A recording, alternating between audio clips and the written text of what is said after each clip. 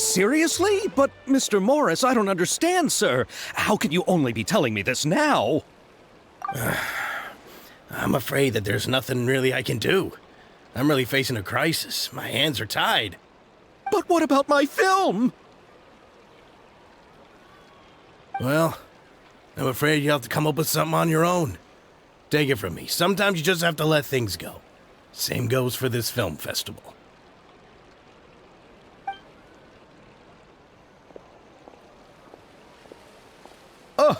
Oh. Hey, isn't that Xavier? So he's back in Fontaine now. Xavier! Oh, why, if it isn't the dear Traveler and Paimon. I really didn't expect to bump into you here at this time. Well, I was doing just fine until I received some terrible news just now. The investor I was working with for my upcoming film has fallen upon some hard times and is no longer able to provide the promised amount of funds. Can't you just find a different investor? Unfortunately, that's not how it works. We had signed an agreement specific to the Fontaine Film Festival, stipulating that I cannot work with any other investors until the festival is finished. The Fontaine Film Festival? What's that? Oh, is this your first time participating in Fontaine's Fontaine Film Festival? Then allow me to fill you in. The Fontaine Festival was established to commemorate the legendary Loch Knights, who went on a quest to search for the Oceanids and eventually welcomed the Hydro Arconageria. The holiday is deeply connected to the founding of Fontaine, as well as its unique laws and trials. It's one of the most important festivals for this nation. But what's with that weird expression on your face? It's like you're trying really hard to remember something. I was just trying to recall the exact description from the books, in order to avoid any unnecessary arguments over semantics. I usually try to recite things straight from the source. Well, either way, Paimon thinks she gets it now. It's just like the Windbloom Festival in Mondstadt, and the Lantern Rite in Lille. Yes, those are festivals of a similar variety. Who doesn't like a good festival? And just like those of other nations, Fontaine will hold a plethora of events around this time each year. To commemorate the Loch Knights, people will imitate them by putting on special costumes, raising golden cups, and going door to door asking for pure water. But a few years ago, Lady Farina started to find the whole idea a little drab, and so decided to change the part about pure water to sweets. That really doesn't surprise Paimon at all. The whole thing seems more akin to a carnival now, and it's quite popular among the kids. Every year you can hear a bunch of them saying, "Trial or treat." Oh, that sounds pretty fun. But how does that connect back to the film festival you mentioned? Yes, it appears I've strayed off topic. I just got too excited after seeing you. Let me get back to the point. The Fontaine Film Festival is an event proposed by the Fontaine Film Association this year. Now that film technology has matured as a medium, it's the perfect time to introduce more people to the art form. During this time, people may submit films to be evaluated, and the entry with the highest score will be given the Farina Award by the association. The what award? The Farina Award. You know, after the Hydro Archon. They coined it while Lady Farina was still in power, but even though things have changed, no one has made any motion to update the name. Perhaps everyone still thinks of it as a pretty appropriate name. Even though she isn't the Hydro Archon any longer, Lady Farina is still Fontaine's superstar. Anyone with eyes can see the way she shines on the stage. Huh. All right. Guess the name does work pretty well when you put it that way. Oh, but who would have guessed there'd be an issue with the funding? How will I ever explain this to Miss Chiori? Not to say all the other actors who traveled all the way here from Inazuma. Chiori? Sounds familiar. Where have we heard that name before? Yes, that's her. I asked her to oversee the event's art direction, including the design of the actors' costumes and appearances. Oh, Paimon remembers now! Navia said that her clothes were designed by Chiori, and Kirara's outfit too! How to describe her? Well, she tends to be pretty direct and can be very forceful when it comes to dealing with people. The fashion world in Fontaine has dubbed her the Thundering Seamstress. Her remarkable designs have led many Fontainians to become very interested in Inazuma. Anyway, Chiori is acquainted with all the actors I've invited from Inazuma.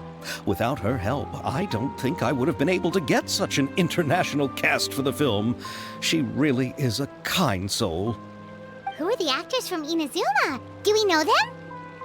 Why don't the two of you accompany me to the Aquabus station to welcome them? Judging from the time, the Aquabus should be arriving shortly. Chiori will be waiting to meet me there as well.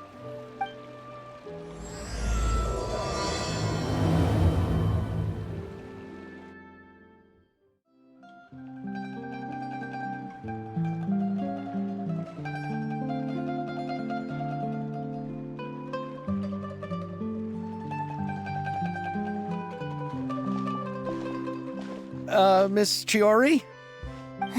Your talk with the investor sure went fast. The Aquabus hasn't even arrived yet. Oh? And who are they? Allow me to introduce you. This is the Traveler and Paimon. Pleased to meet you.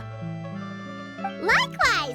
We've heard the owner of Chioriya Boutique is a skilled seamstress, so it's a real pleasure to finally meet you in person. Why, thank you. I strove to create an outfit that matched her high social station as the demoiselle. So tell me, what happened? I can tell the conversation didn't go quite as expected. Well, it's like this.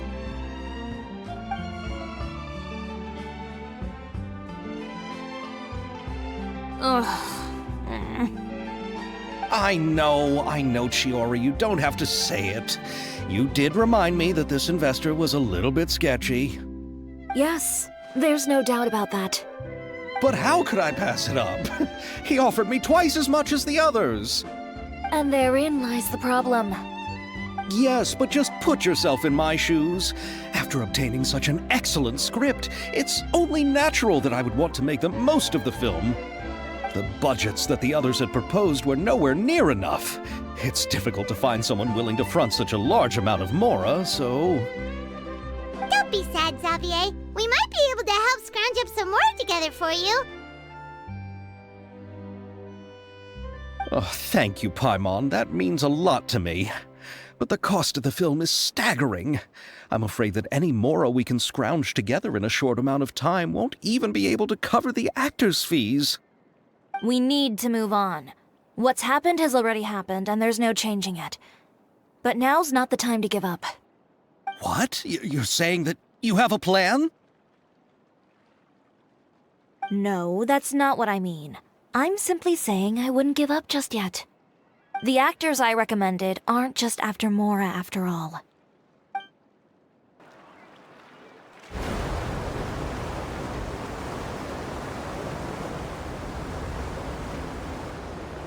Really? Then where do you live? We Malazines live in Mercy Village. The only way to enter is from underwater. Oh, you must be pretty tired after work every day, right? I mean, you have to swim all that way just to go home. We are so thoughtful. But some Malazines choose to live in the court of Fontaine because it's so much more convenient. And this is our stop. Oh, we've arrived, but I haven't even finished chatting with Aval yet. I also enjoyed Aval's introductions to Fontaine along the way. Everything you described was so clear and detailed that we can't help but want to hear more. Thank you so much. I'm usually working here on this Aquabus, so I hope I'll have the chance to see you again. There are still many more places I'd like to introduce to you.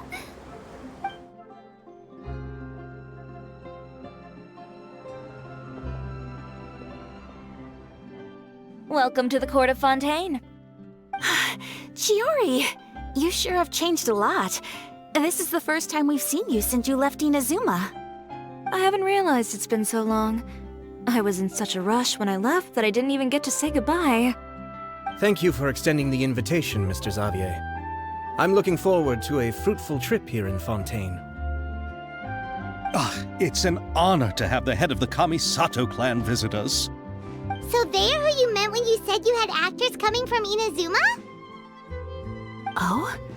It's the Traveler and Paimon. Wow, what a coincidence! Ayaka and I were just talking about you on the way here. Are you also here for the film? We just ran into Xavier earlier and came over with him. But I'm not an actress. Sir Kamisato and Lady Ayaka are the real actors here. I'm just tagging along with Ayaka to have a good time together. About that, I mean, how was I supposed to contact you when I was making preparations for the film? I figured you were probably busy, and I didn't want to disturb you. So I could only keep you in the back of my mind while I sought other actors to play the lead roles in the film. I had been thinking about a surprise reunion with you during our trip here, but you still managed to surprise me first. Oh, so you all know each other already! My, what a coincidence! What are the chances everyone could be brought together here like this? Why don't we go to Hotel de Boer and catch up over a meal? I've already made a reservation. Huh? Did you reserve 2 spots for us too? Yes, of course, of course.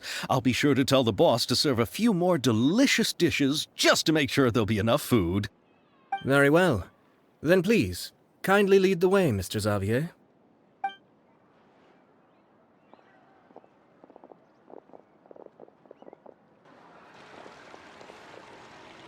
Wow, the buildings in Fontaine are so tall. Just look at how big they are. And there's the fountain that Aval mentioned earlier.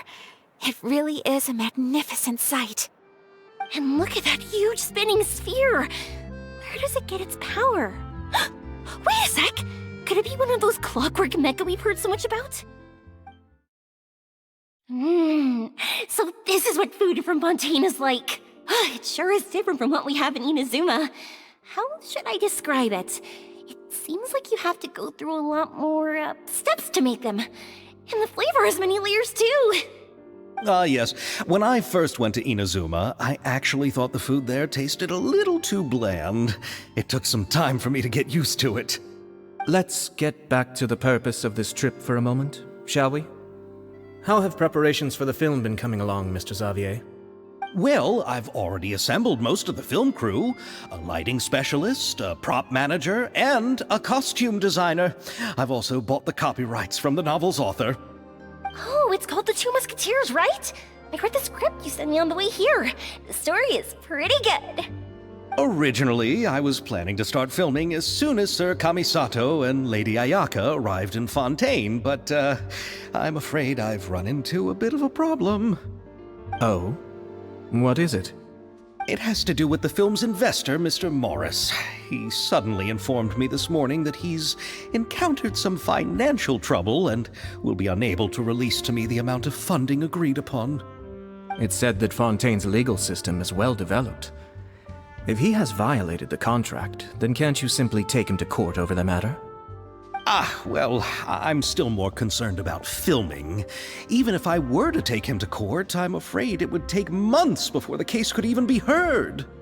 Then, is there a way we could raise funds ourselves to solve the problem? I've considered that option too, but unfortunately, it's difficult to gather such a large amount of mora on such short notice.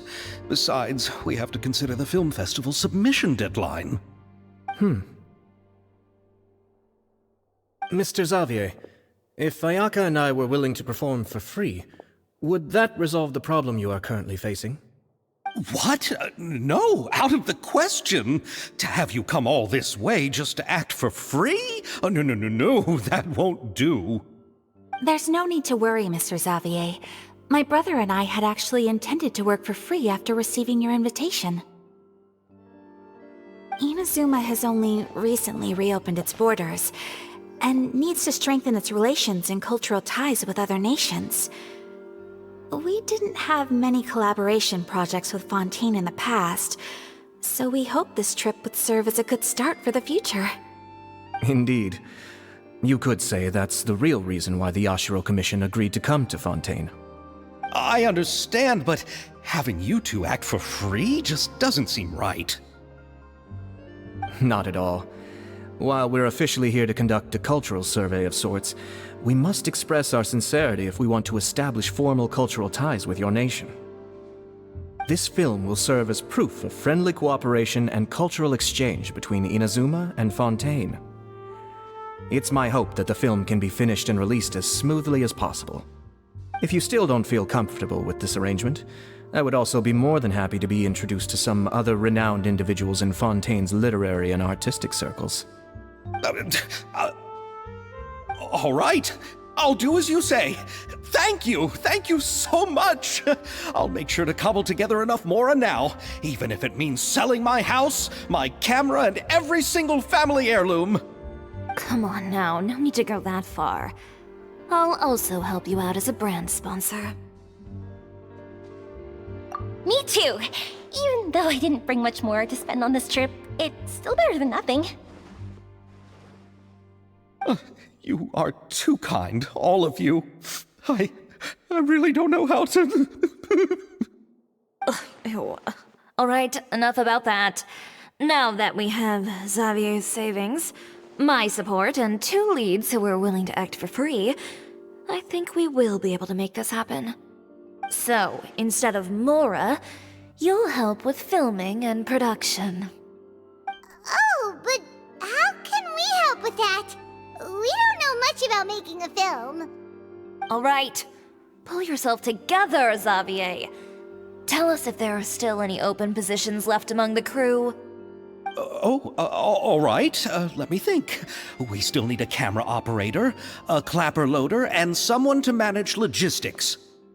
I originally wanted to personally serve as director, but I've been too busy working as the producer.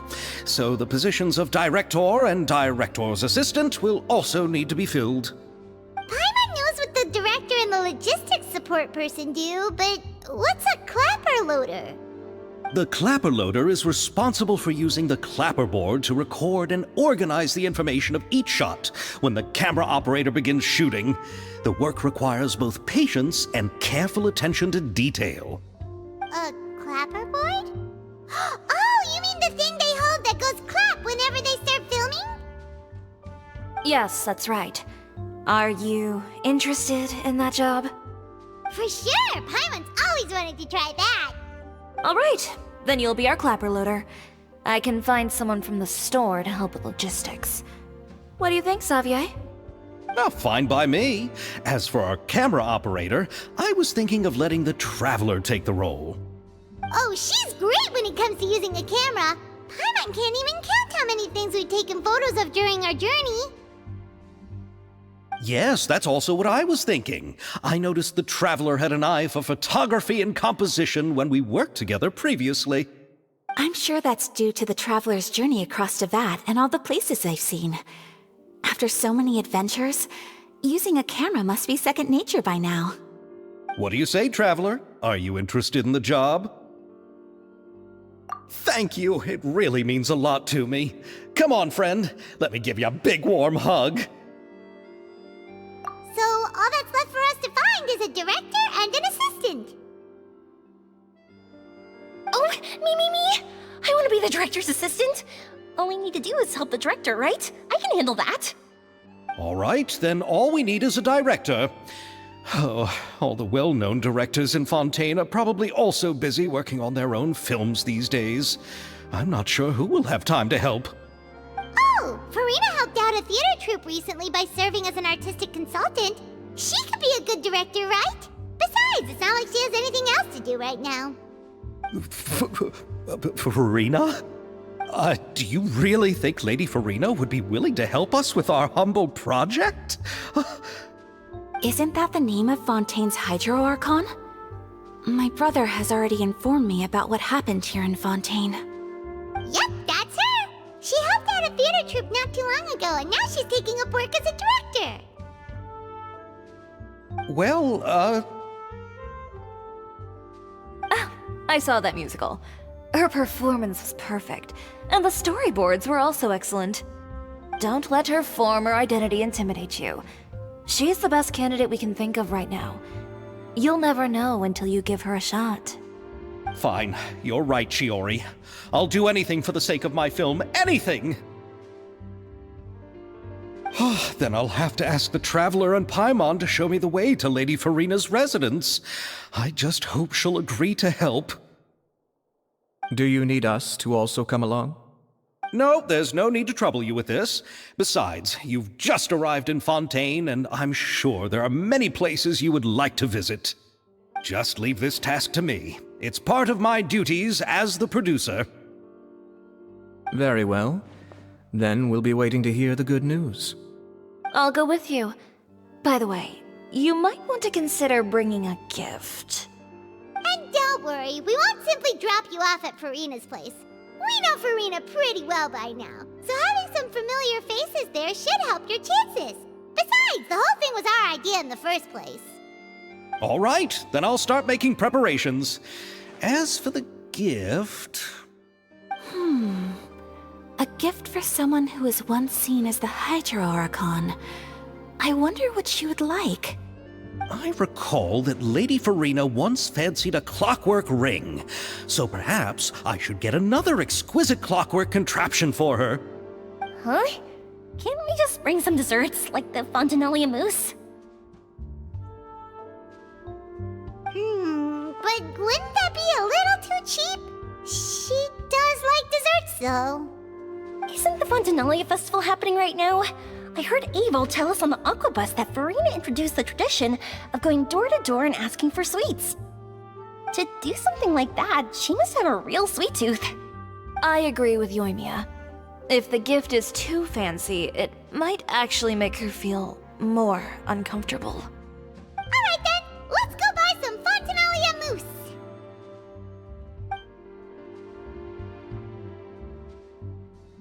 But will that really be enough? We'll be asking her to do a lot of work, you know. You're right. We need to further sweeten the deal. Huh? You want something even sweeter than Fontaine mousse? Yes, we'll need a gift that's sweeter than any dessert in the world. But what could that be? Your words of praise.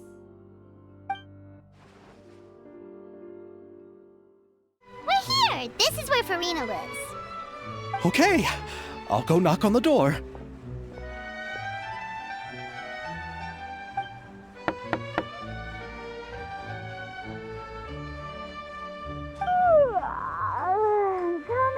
Coming. Seriously, who's knocking before afternoon tea?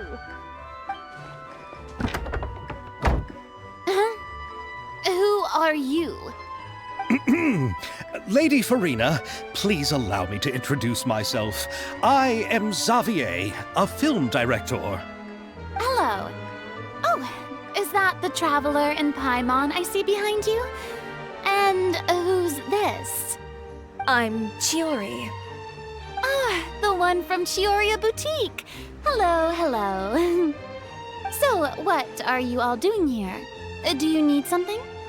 Did you just get up, Farina? It's already past noon, you know. Huh? Oh, Paimon means the weather is so nice in the afternoon and the sun is so warm. Just like how you make us feel. Sleeping in late is a really smart idea. No. I was just up late last night reading some novels. What does sleeping in have to do with the weather? This is a small gift we've prepared for you, Lady Farina. We hope you like it. No need to be so formal. I'm just a regular person like everyone else now.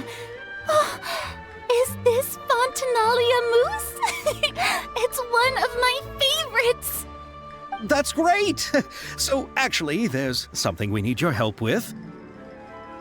Given your renowned passion and understanding of drama, I would like to ask that you serve as the director of our film crew. Oh, but didn't you just say that you're a director? Yes, but for this particular project, I'm mainly working as a producer. Besides, I'm sure that your understanding of the performing arts far surpasses my own, Lady Farina. Are the Traveler and Paimon also part of the film crew? Yep, we sure are. Paimon's the clapper loader and she's the camera operator. Camera operator? That can be a pretty technical job, and it directly affects the final quality of the film.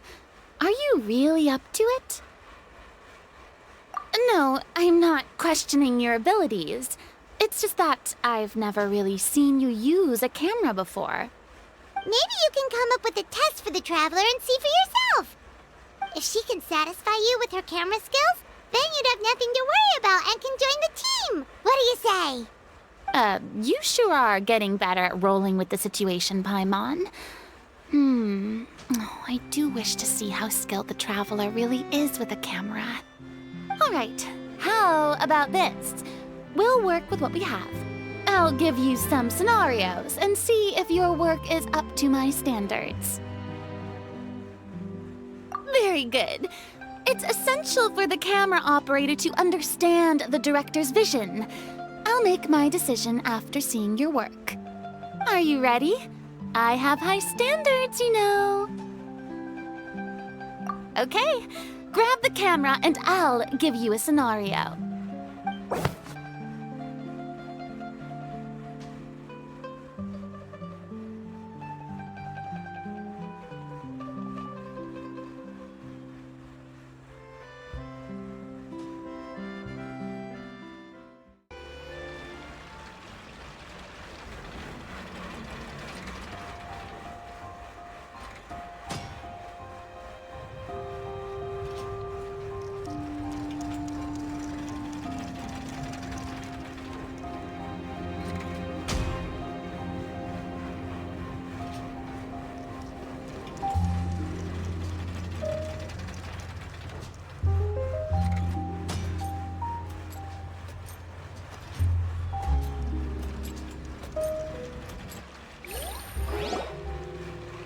Oh, it appears that you have more skill than I thought.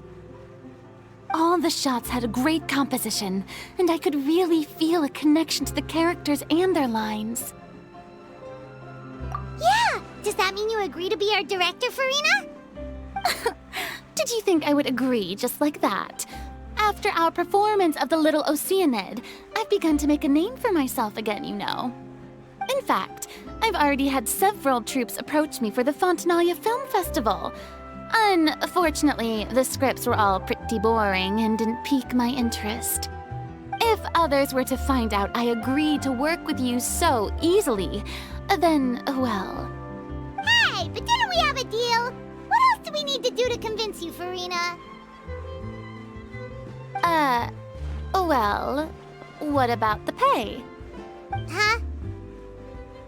You know, how much you're willing to pay me to be the director? The pay is also an important factor for me to consider, you know. Well, I can offer you this much? What? That's all? If Nervulet were to hear of this, he could charge you with underpaying your labor. I'm sorry, but our crew is in a tight financial spot at the moment. I see. Well, even though it's highly unlikely now that I'll join your crew, there's still something I'd like to ask. Exactly what film are you planning to make? Oh, our script is an adaptation of The Two Musketeers. Huh? Wait, you mean the suspense thriller novel that was a #1 bestseller? Oh, so Farina's read it too. Of course I read it. I've always had a keen interest in artistic works that strike a chord with the populace. I see. It all makes sense now. You must have used most of the budget to pay for the copyright. Not really. The novel's author transferred the copyright to me practically for free once he heard that I wanted to make a film adaptation of the story. The lack of budget is due to another issue. He probably just wants to get his name out there. So, Mora isn't the most important thing to him right now. It reminds me of a delivery courier who wears one of my designs while traveling all across Teyvat. I didn't charge her much for the outfit either. The exposure she provides for my brand is well worth it. So, are you a big fan of this story, Farina? Well, it's alright. The pacing of the story is good, but the character relationships could use some work. When I was reading it before, I always felt like some things were left on a rather unsatisfactory note. I have high standards, you know. Ahem, Mr. Xavier, if, hypothetically speaking, I agree to be the director, how much freedom would I have in terms of script revisions and creative interpretation? As much freedom as you would need. I wouldn't dare doubt the tastes of Fontaine's greatest star. Good.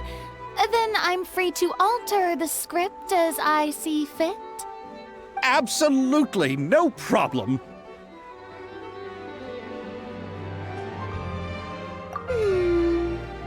All right.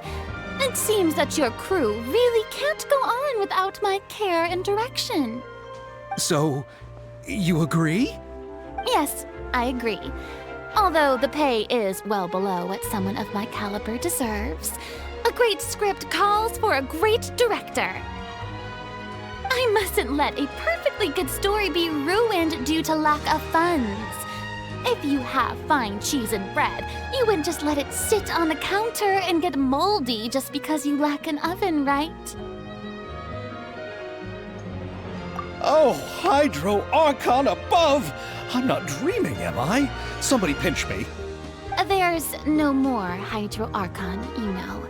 And it's still a little early to celebrate. There's a lot that goes into shooting a film. Although the trickiest tasks of finalizing the script and casting the actors have already been taken care of, we'll still need to reserve filming locations. Not to say set up lighting and props. And by the way, since we'll be filming The Two Musketeers, we'll need to find an action choreographer. Ideally, a professional who has actual experience with muskets. Yes, I've thought about this as well. I was hoping that you might know someone who could handle the job. Me? If this was before, I could have simply asked Glorand. But it's already been some time since I last talked to her. Navia can also use firearms, but unfortunately, her style is quite different from that of the characters in the story. Could we ask the Special Security and Surveillance Patrol? Oh, you mean the Special Patrol's musketeers? Yes, that's right. They work with muskets every day. I can't think of anyone more qualified than them. They would be under Nervilette's jurisdiction.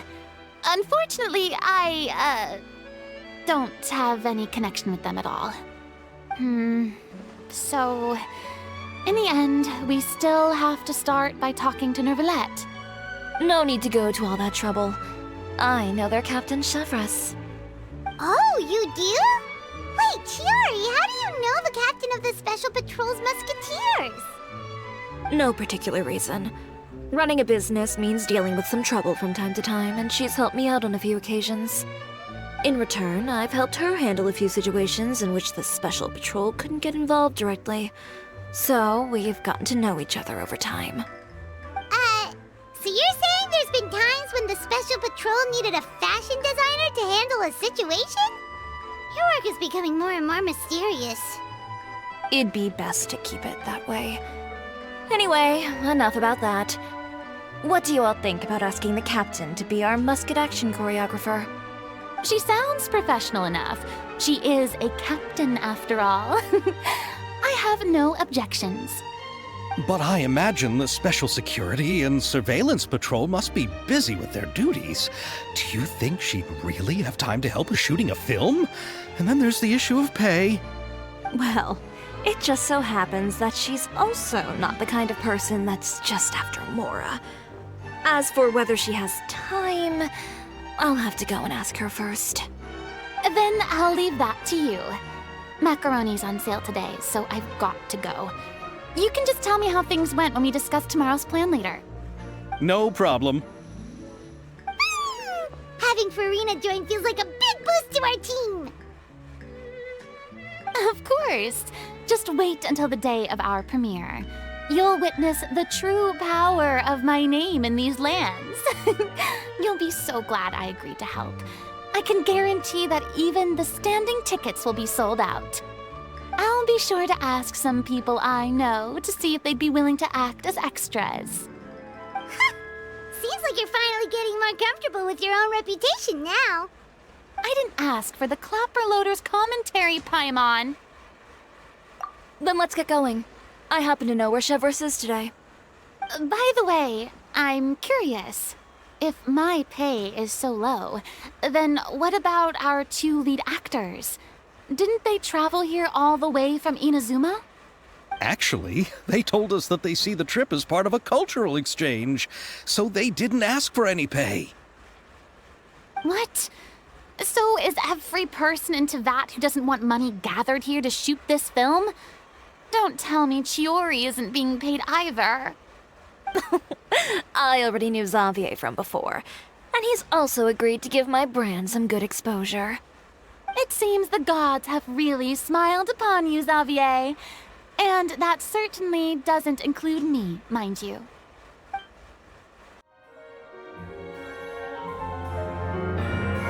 All right, this is the place. But where's the captain? There's hardly anyone around here. She's over there. The one with an eye patch reading in front of the newsstand. Oh, her! Paimon could tell there was something different about her. She seems kinda intimidating. Please wait here for a moment. I'll go fetch her. She's working now, so you might not want to get in her way. Working? But isn't she just standing there and reading a novel? Just trust me. Oh, alright, let's see what happens then. Chiori sure is a mysterious person. She claims just to be a fashion designer, but she knows all these powerful people. The court of Fontaine isn't particularly tolerant of visitors from overseas, so it isn't easy for a foreigner to promote their brand here. Even more so in the competitive world of fashion. Even a local like me just trying to make a film has to face all kinds of challenges. So I can only imagine what Chiori has been through to get where she is today. I'm sure that having more connections has definitely worked in her favor. Reading on the job? Detective novel. One main character? No. Multiple. Branching storylines. I see. How's the plot coming along? One of the main characters is about to make a choice that will affect the rest of his life. I'd wager he's going to make the wrong choice. Any way to speed things up? There's something I need your help with. You know that doesn't depend on me. It all comes down to what the character chooses. Which is exactly why I'm here to help.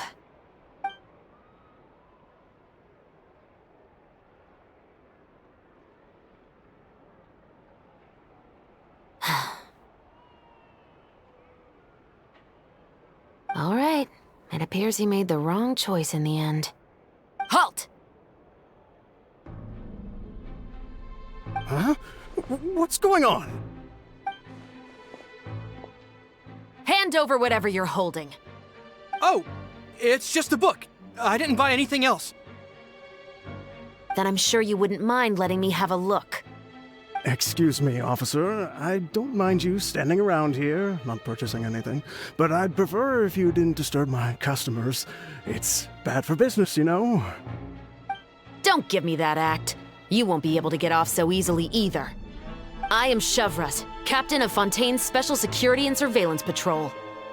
I will say this one last time. Hand over whatever you're holding at once.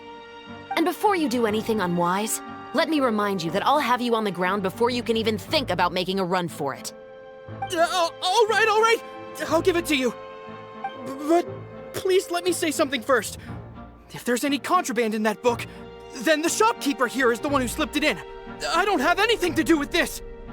Why, you trying to leave me on the hook, huh? You were the one who said you wanted it. Save it for the interrogation room. Take them away, Letelier.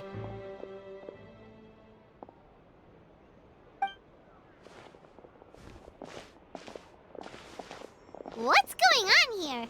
One second you're reading a book and the next you're escorting people away. And who are... Oh! Aren't you the traveler who's been all over the papers recently? Chiori, I'm assuming what you wanted to ask me about has to do with them, right? Maybe I can let you in on what's happening then. Now that Vacher has been brought to justice, no new shipments of synth will be made and distributed to sellers. The Fontaine guards have been busy collecting the remaining synths still circulating on the market. Thanks to a tip from our reliable source here, this should be the very last batch. Oh, so you were pretending to read a book in order to catch the bad guys! Oh, Paimon almost forgot to introduce ourselves. Paimon is Paimon, and this is the Traveler and Xavier! Hey, I'm Chevreuse. You probably already heard me introduce myself, so I won't bother repeating it. Yeah, why didn't you make a move as soon as you had the chance? Were you worried that my intel wasn't accurate? No, I wanted to see if the shopkeeper would turn himself in first. All he had to do was come up to me and say that he didn't know where the synth had come from. If he did that, then I wouldn't have had to press charges on him. He had the whole day to turn the synth over to Chevreuse. But instead, the moment I came up and blocked Chevreuse's line of sight, he took the opportunity to sell it off. Yep, he made the wrong choice, even though the right choice was right there in front of him. But you knew they wouldn't make the right choice. Yeah, I knew. I was just hoping I'd be wrong for once. Enough about that, though. What did you want to ask me about? Oh, you see, it's like this.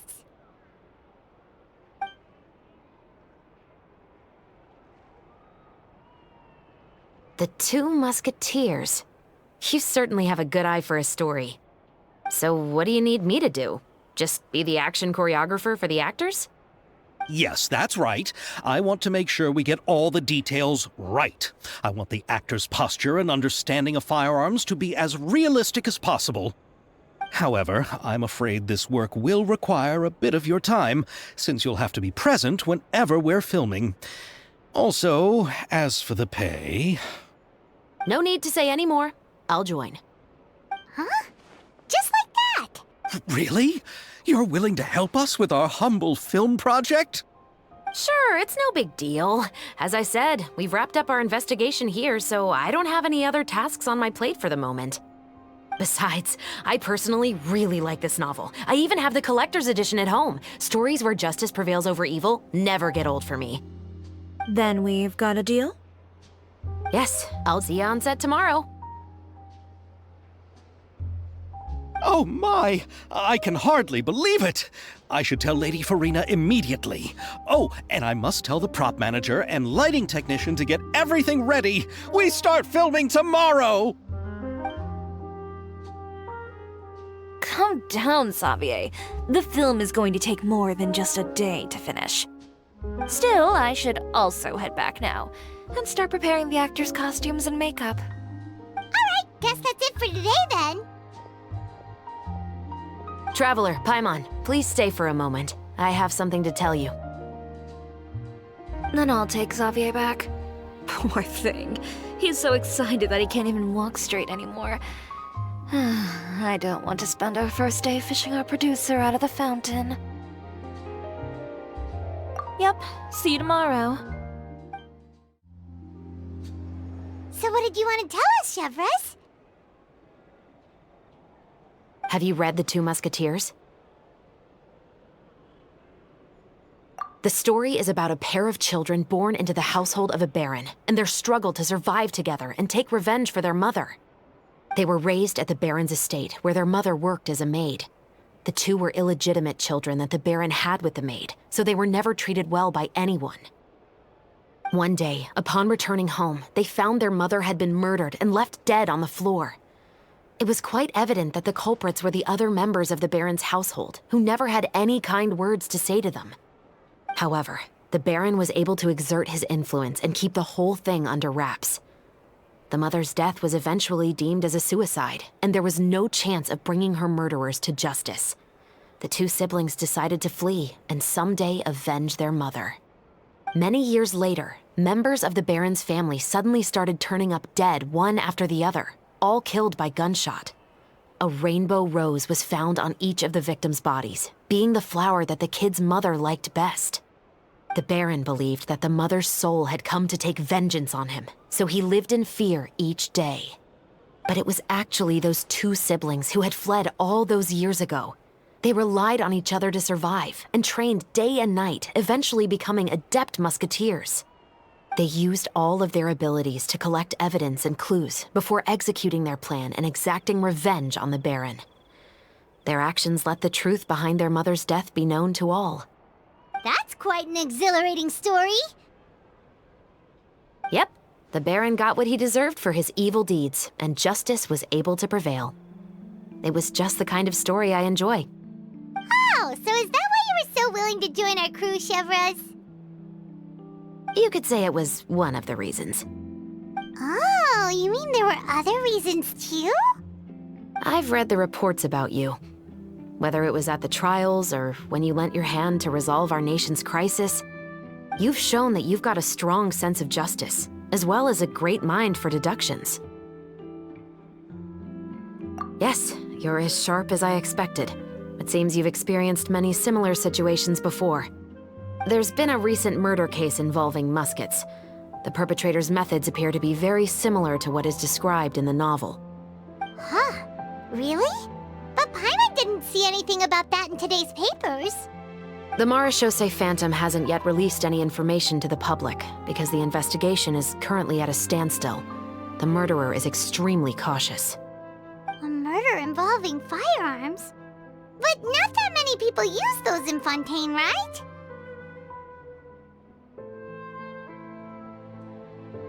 Impossible. We perform a routine inspection of our firearms and ammo reserves every day. If one of the weapons had been fired, it would stick out like a sore thumb. Besides, I trust the members of my platoon. However... Well, that's all I can disclose about the case today. Huh? What do you mean? I hope you all can go back and get some shut-eye. You can decide tomorrow whether or not you'd like to join the investigation with me. I'm aware this might not be the ideal time to add more to your plate, but the more capable people we have, the better the chances that justice will prevail. Carrying out investigations isn't actually supposed to be our responsibility. Our job is to apprehend the perpetrators. Finding them is really up to the Marechaussee Phantom. You could say I'm taking part in the investigation out of personal interest. I don't want people to see muskets in a negative way, and also, I'm concerned about the similarity between the crimes and the story. You mean they might be connected somehow? I suspect so. Just to make myself clear, this is not an order, nor is it a deal of any kind. It's a request, nothing more. If you two have any interest in the case after we finish filming tomorrow and are willing to assist me, then I would be most grateful. What do you think, Traveler? Yeah, you're right. Paimon's getting a little tired, too. We've really been hustling all day. You'd better head back and get some rest. It's good to keep a calm mind, especially when you're about to make an important decision. Otherwise, when the moment comes, you might end up like that shopkeeper and not even realize that the right choice is right there in front of you.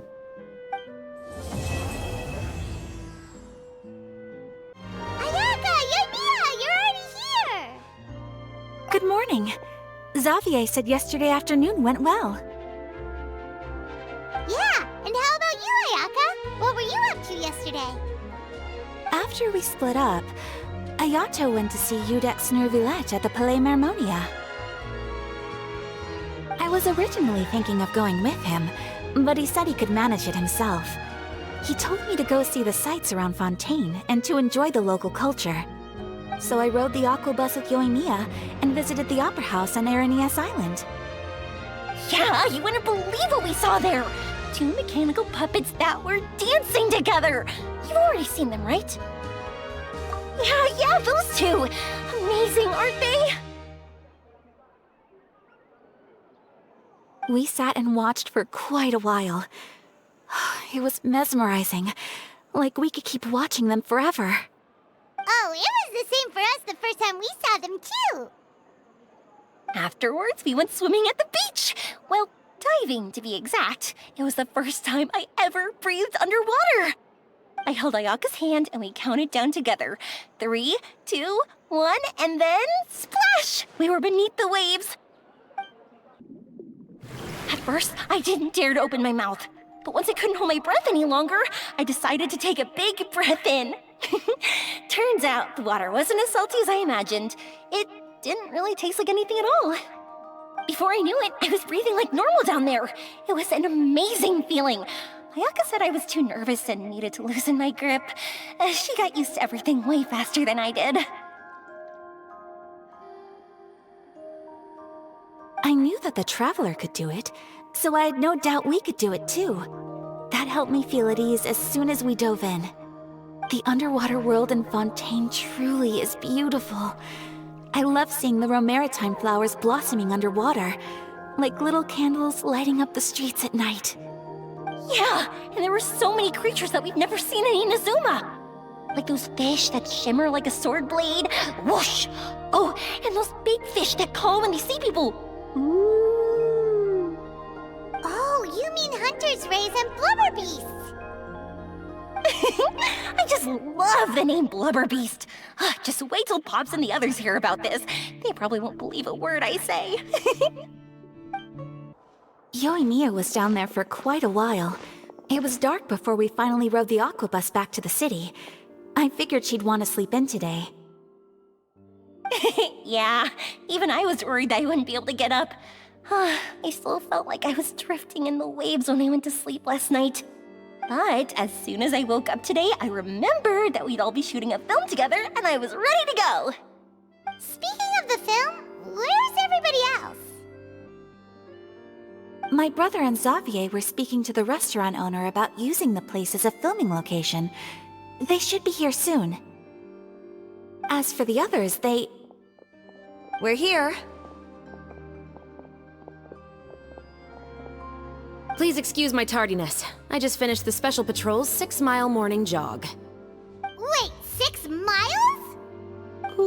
I'm so tired. I heard you all chatting, so I decided to come down. I sure could use some of that endless energy everyone else has. good morning, everyone. Boarding. Can someone fetch me a cup of coffee? More milk, hold the sugar. Sure, I'd be happy to do that for you. No, you can't go anywhere. Please, have a seat over here so I can get started on your makeup. The last thing I want is coffee stains on my costumes. I can get the coffee. It's the perfect job for an assistant.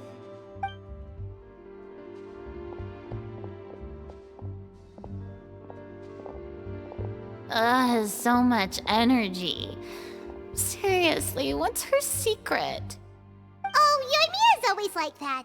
But you sure look exhausted, Farina. It's because you're not used to waking up so early, huh? Of course not. I spent the whole night reading the novel from cover to cover, marking sections that either need to be omitted or adapted. Wow, Paimon didn't expect you to be so thorough. Well, I was the biggest star in all of Fontaine after all. It takes more than just a pretty face to earn a reputation like that. I know how to get serious when the situation calls for it. I went all out when I was acting as an Archon, so why wouldn't I do the same for my own life? Here's your coffee, Director Farina.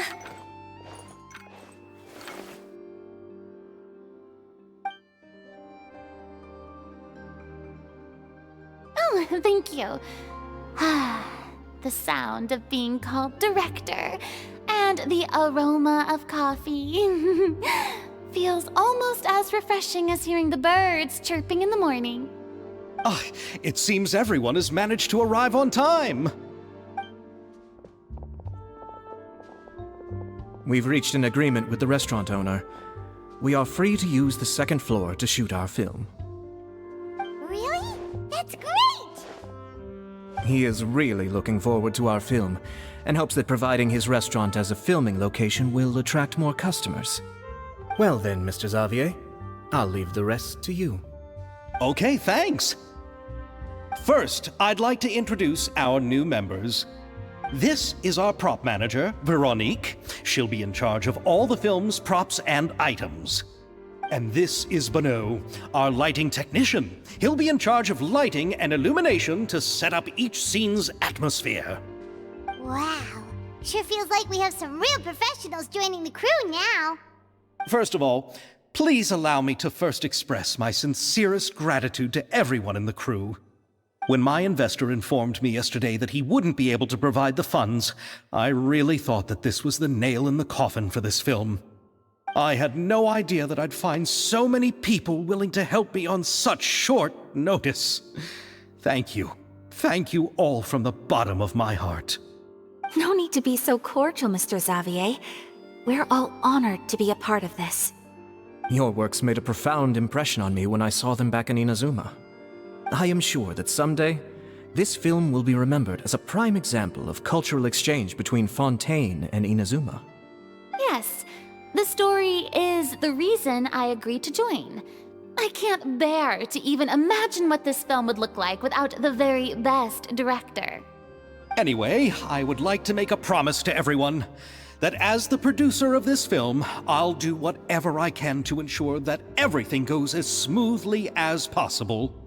This is not just my film. It also embodies the thoughts and feelings of every person here, as well as the endless effort we are about to pour into it. So, without further ado, the Two Musketeers will officially begin filming now! You may take it from here, Director Farina.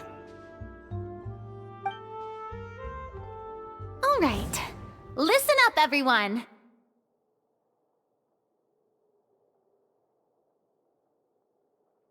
The first scene takes place when the two young musketeers are living at the Baron's home, still unaware of all that is about to happen to them.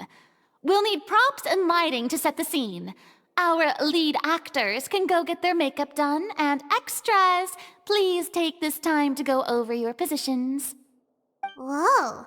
Seems Farina's really kicking things into gear as the director. Is everyone clear? I don't want anyone traipsing around the set like umbrella finches.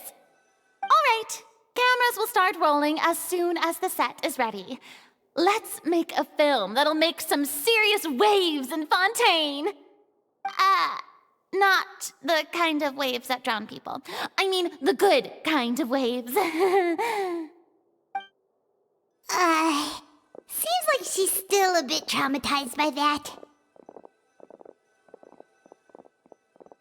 Anyway, let's go see if there's anything we can do to help.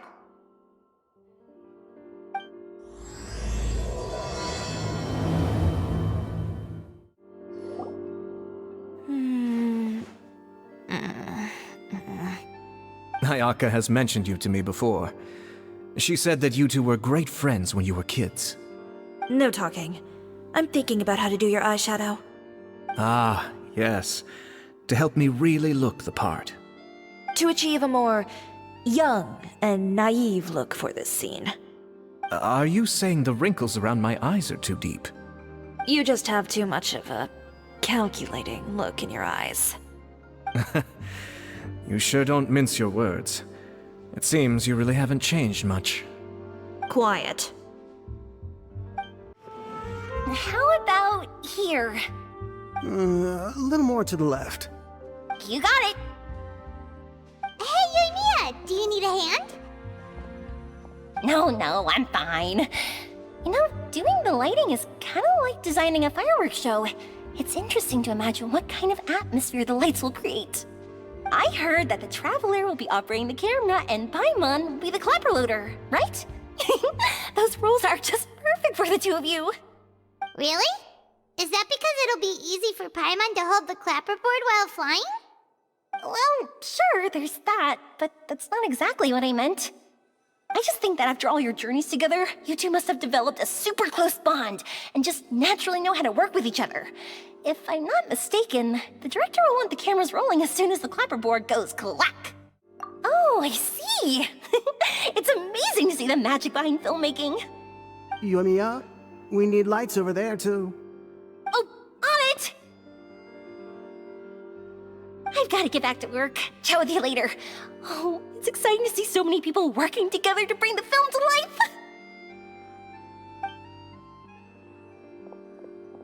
Seems like Yoimiya's really getting into it.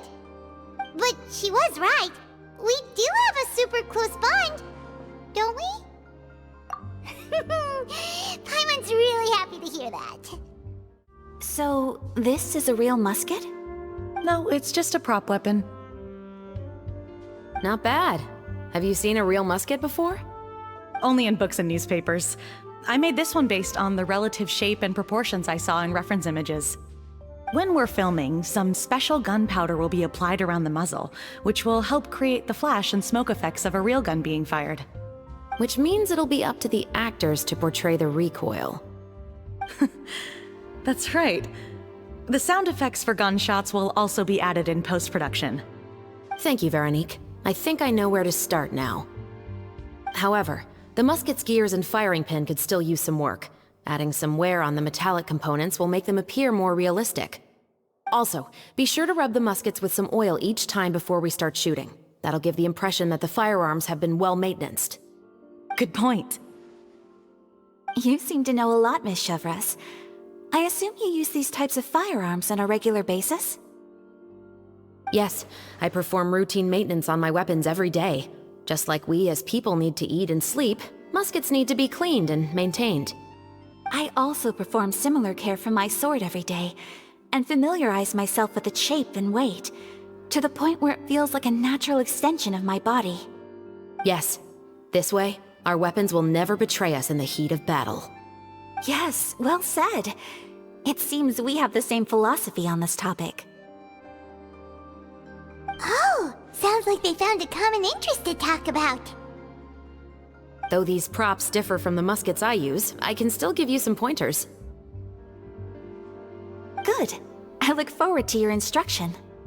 First and foremost, never point the weapon at anyone, regardless of whether it's a real or prop weapon or whether you're holding it or it's on the table.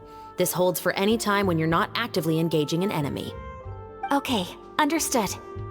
When aiming the musket, extend your arm so that it's level with your shoulder, and use your eye to look down the weapon's sights. Like this? Not bad.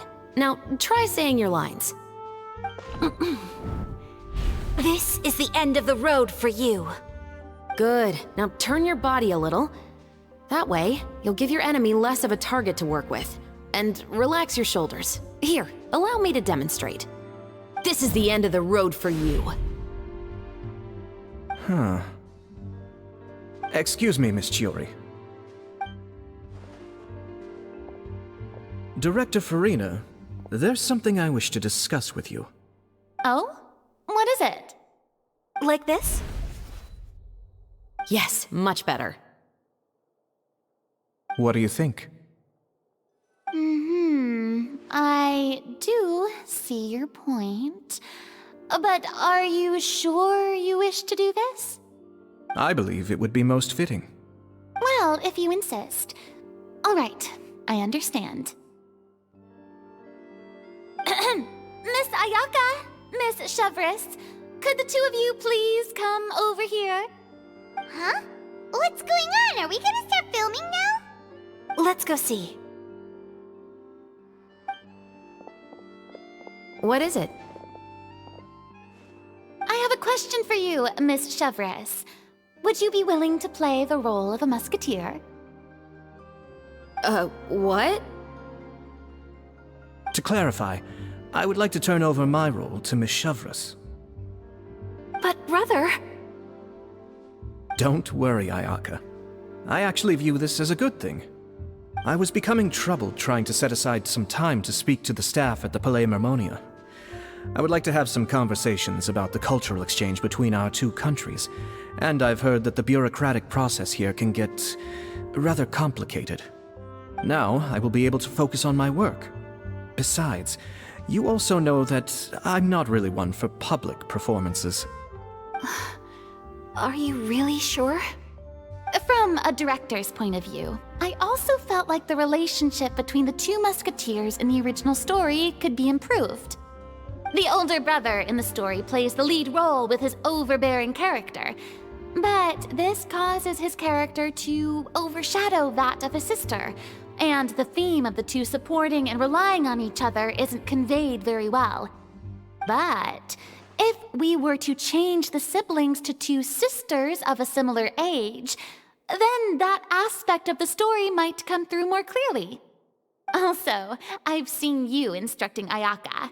That cold and dignified personality is exactly what we need for the older musketeer. Of course, even with all these insights, the decision should still be made by Miss Chevres. Chevres mentioned that she really likes the story, right? Paimon bets that she'll take the role. All right, I'll take the role. Good. It's decided then. I'll get started on making edits to the script. We'll also need to make some immediate adjustments to the lighting, props, and costumes. I have a feeling that our adaptation will be even better than the original story. You're doing a great favor for me, Miss Chevres. You have my gratitude. Don't mention it. I like this character, so if anything, I should be the one thanking you. Well, since my brother is the one who brought up the idea, I suppose there's no need to worry. Let's go, Miss Chevres. I look forward to working with you. Please, just call me Chevres.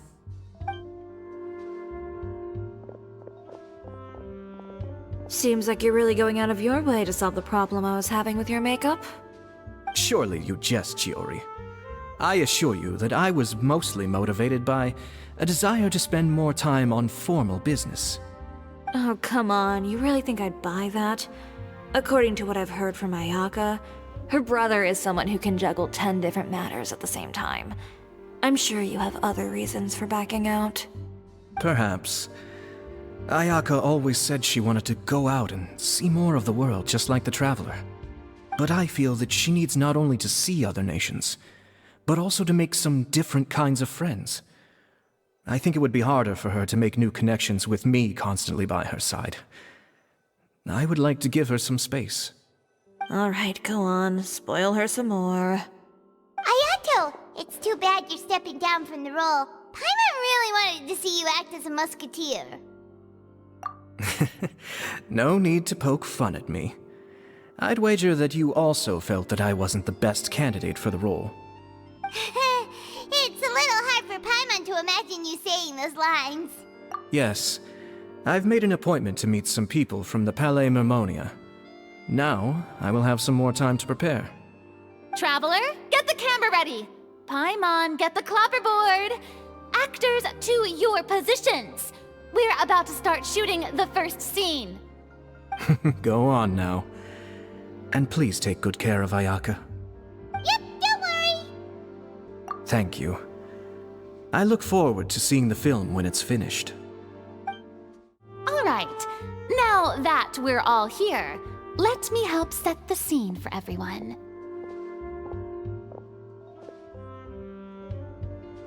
The first scene takes place when our two main characters are still living at the Baron's estate.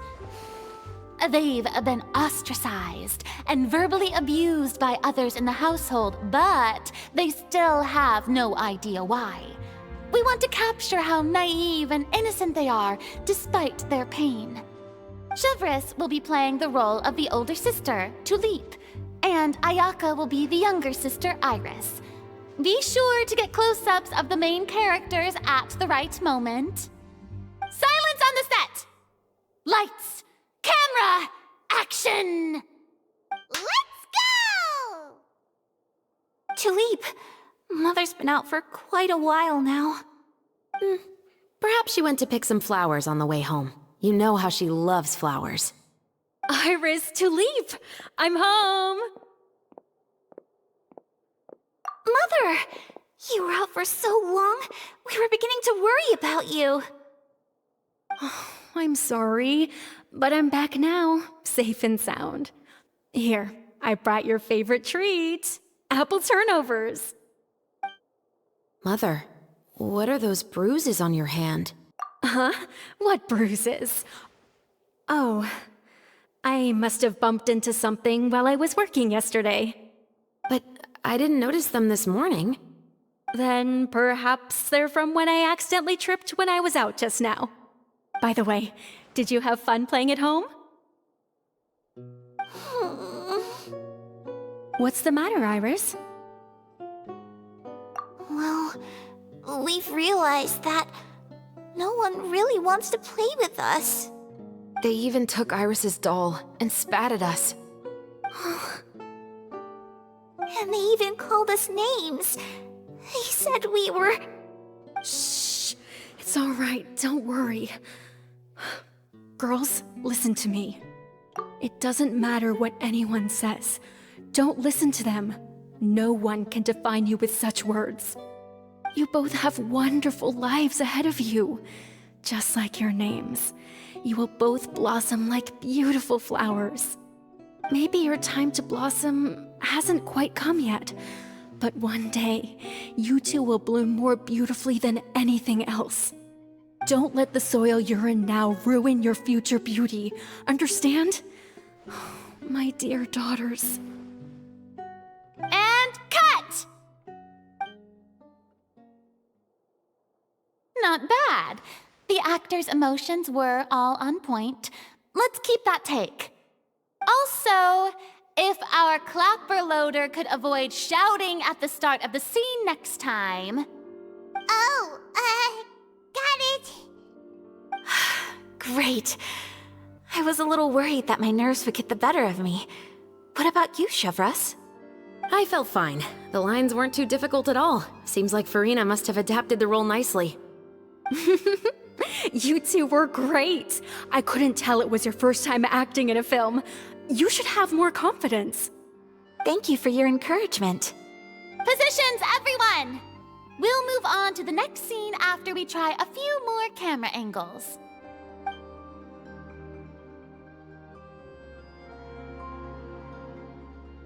This scene is when our two characters return home, only to discover their mother has been murdered. Ready? Lights! Camera! Action! Mother, we're back. Mother?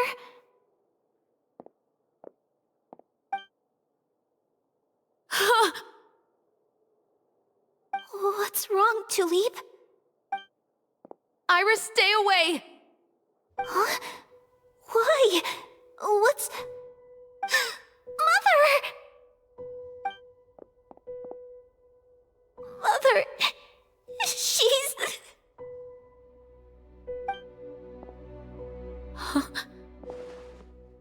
There's poison in this cup.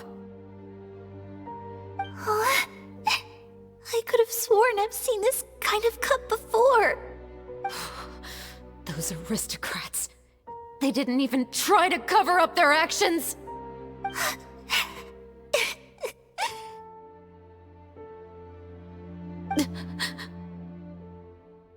Iris, we need to leave this place. Leave? But now that Mother is gone, where can we even go? Anywhere. All I know is that we can't stay in this house.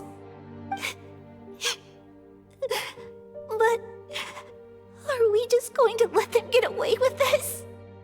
We'll have our revenge, I promise you. Just not right now.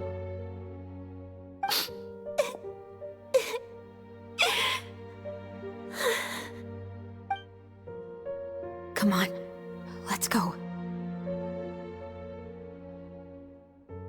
No, wait.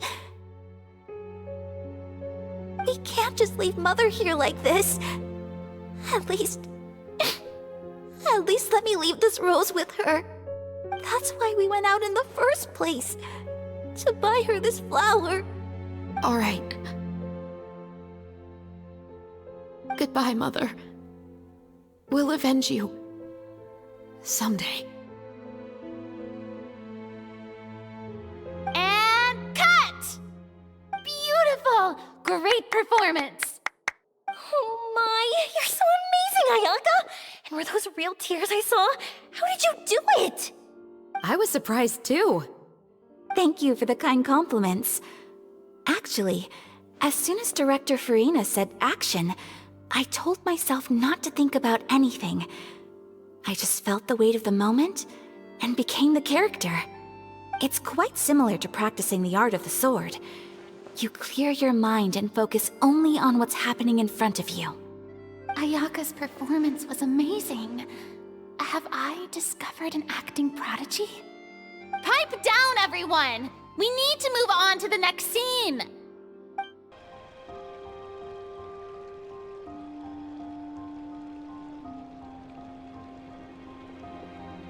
Huh? Are we done already? But Paimon wants to keep playing with the clapperboard.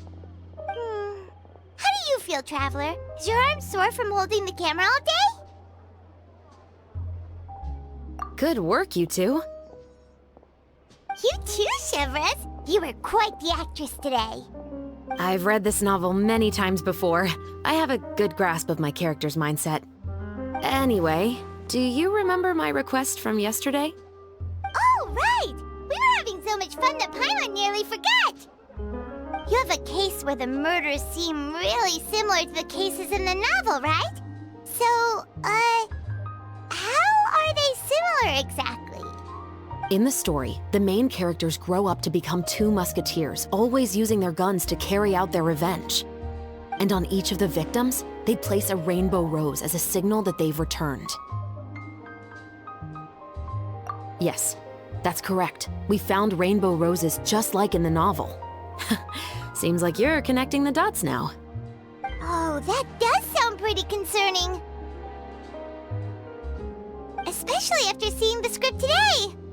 Oh, now Paimon can't stop wondering what kind of ulterior motive the murderer might have. What do you think, Traveler? You're smart. Paimon wants to hear your thoughts. Good. On behalf of Fontaine's Special Security and Surveillance Patrol, thank you for your dedication to justice. There's no time to lose. We should start investigating right away. Follow me. Huh? Right now? But we just got done filming all day. Paimon's so tired. The most valuable intel always comes after nightfall. They are like small, remote islands in the middle of the sea. If you don't stay vigilant, you will pass right by them in the fog. That's how one of my favorite books always puts it, at least. Welcome to Le Show's Clockwork Workshop. How can I help you? Hello. I'd like to know if anyone has purchased some special components lately. Special components? Sorry, could you be more specific? I mean the kind of components that aren't typically used for clockwork toys, but for firearms. Huh? For firearms? No, we don't sell those sort of things here. Don't misunderstand. I'm not here to cause any trouble. We are merely investigating a case, and we're hoping that you could cooperate. Well, to be completely honest, I'm not even sure what kind of components that would entail. Has anyone ever purchased components here as an individual rather than on behalf of an organization? We have a lot of customers who buy toys, but those who buy components are all regular customers who buy in bulk on behalf of their organization. Is that so? I understand. Thank you for your cooperation. You're welcome. It's the least I can do. Oh, hey, Chevres. Run out of oil for your musket again? Hello, Estelle. I want to know if anyone has come to your shop recently to order some firearm components. Oh, is this another case? Let me think. I don't think so.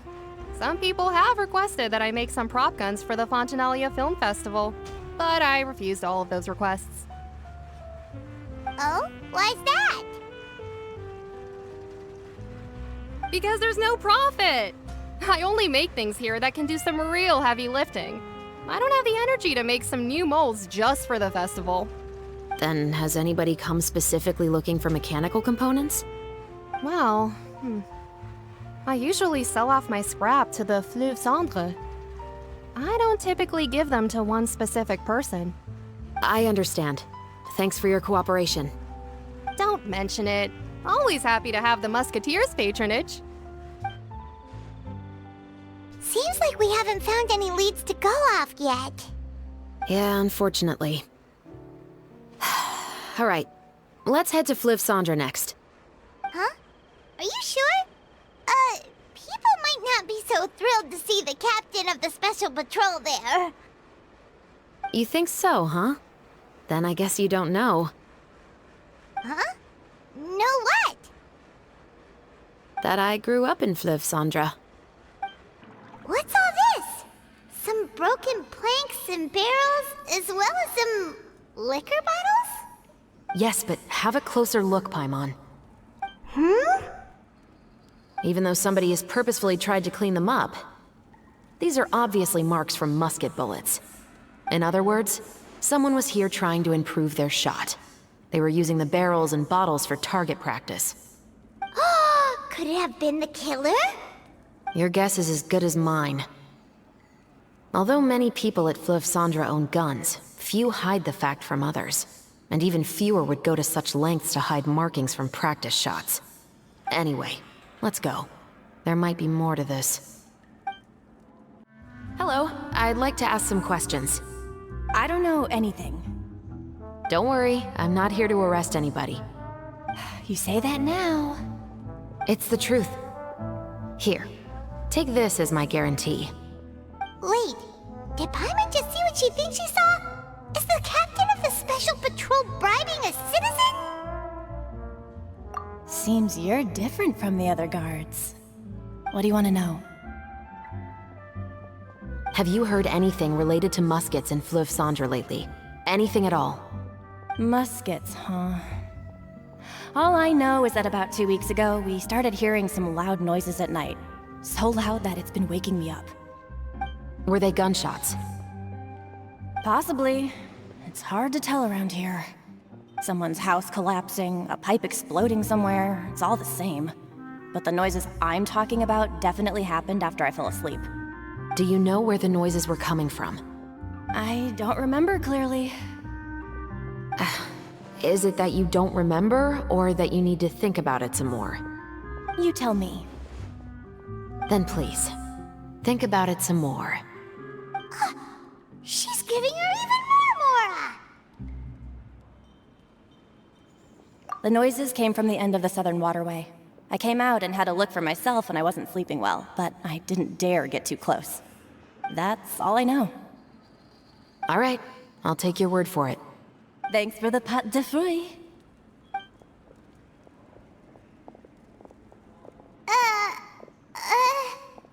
No need to be surprised. I grew up here, remember? I know how to get people around here to talk. Seems you catch on pretty quick. Now then, let's keep going. It's been a while, Tetro. Please, just get on with your request. I want to know if you've heard anybody talking about muskets lately. Information isn't free, you know. I've heard that bandits have been extremely active in the countryside recently, and they've been affecting the delivery of goods to Poisson. I can allocate some more manpower to help out with that problem. What do you say? You're still as helpful as ever. One of our men got drunk at dinner about a month ago and lost his gun. 3 days later, it turned up in the corner here. What's weird about that? He just forgot where he put it, right? This is Fleuve Cendre, my friend. Anything of value left in the tavern won't ever make it to the next day. But that gun turned out to be an exception. It didn't get any new wear and tear on it, and didn't even appear to have been fired. We were quite mystified as to what could have happened. I suspect it came back because the weapon was already known to the guards. You mean a criminal was afraid the Marechaussee Phantom would use the shot marks to track them down? Maybe. But if that's the case, the culprit really took great care to avoid getting caught. I didn't say anything about a criminal. In Fleuve Cendra, knowing who was killed is as easy as knowing what clothes you're wearing today. It's the guy living in the east side, isn't it?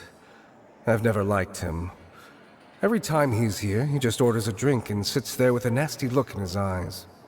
So, who was the one who lost the gun in the first place? Don't bother. Even if you asked, he wouldn't admit to owning a gun to some strangers. Not to mention the captain of the Special Security and Surveillance Patrol. He's right. I know you grew up here, Chevres.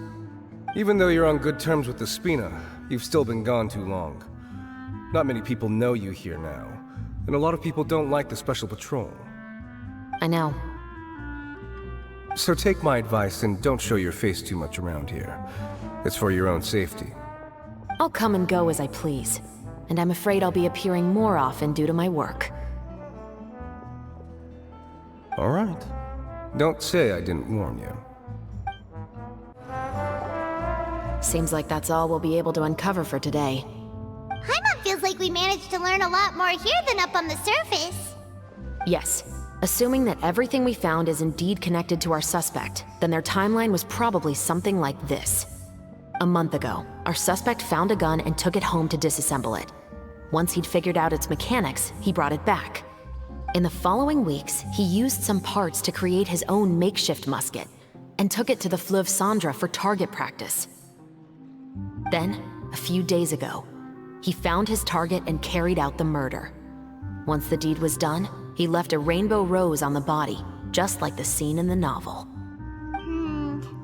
That all makes sense to Paimon, but we're still no closer to figuring out the killer's identity. The deceased was a resident of Fleuve Cendra. It's said that he was a poor, solitary man. Yeah, that's also something I'm trying to figure out. If we are indeed following the novel, and there's a story behind the murder, then this murder should be an act of vengeance. But according to our investigation, the deceased didn't have any enemies. He was no saint, but no one's heard of a rival who hated him enough to shoot him dead. Much less care to leave a rose on his body. What message is the killer trying to convey? And to whom exactly? We've thoroughly investigated that possibility.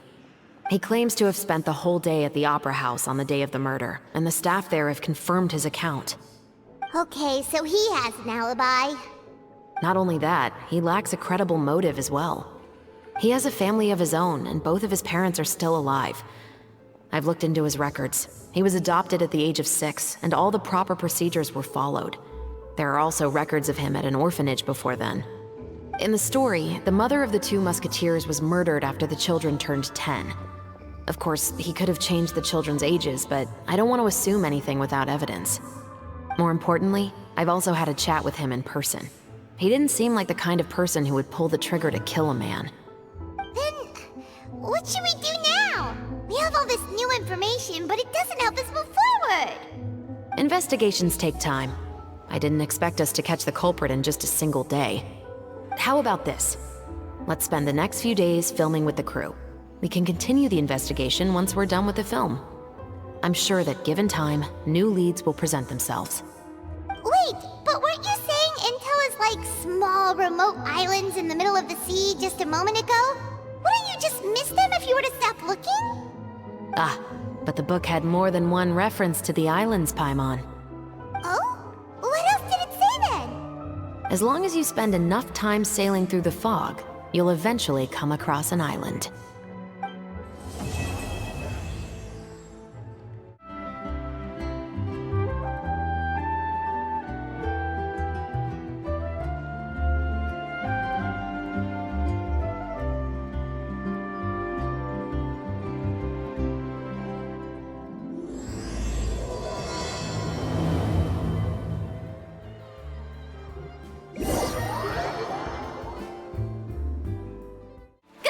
Everyone, we're looking to wrap with our 2 main ladies today. I can already smell our success. What do you mean, looking to wrap? Oh, aren't you the expert now?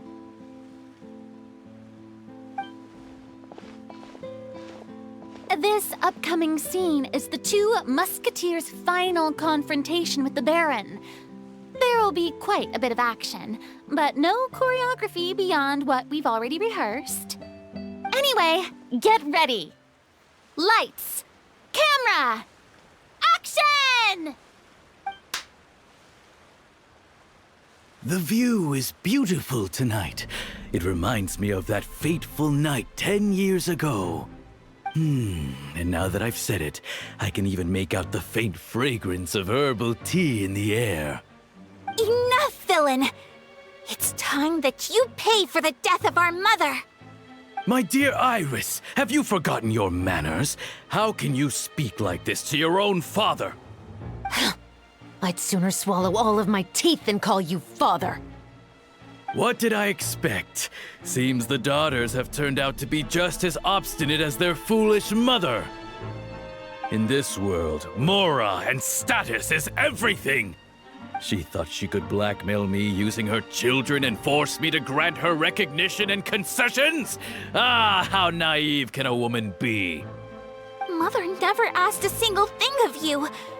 All she wished was for us to live a peaceful life, just like the others. It was you who personally brewed the poison of prejudice and sent Mother to her death. Compared to that deadly poison, the 2 bullets that will soon pierce through your heart will be like sweet mercy. And that's exactly why I said you're just as naive as her. Did you really think 2 muskets would be enough to defeat me?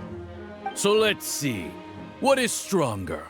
Mora and power, or the 2 muskets in your hands? You've lost. To think I'd lose to my own 2 kids. We are no children of yours, and we'll never call that place our home.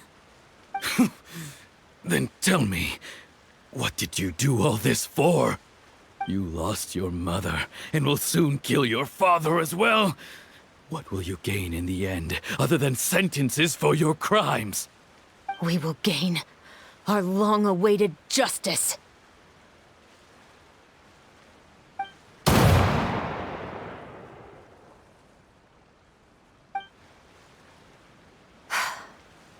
It's over. Finally, it's over.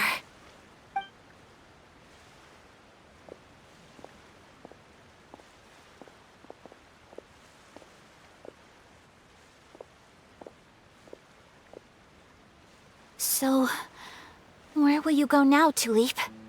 I'm not too sure, Iris. Maybe somewhere with lots of flowers? After all, Mother always did love going where the blossoms were. What about you? I want to go visit Mother's grave. Yeah, that's not a bad idea. Huh? Tulip, look! What is it? It's Mother's favorite. The rainbow rose. Look, it's blooming again.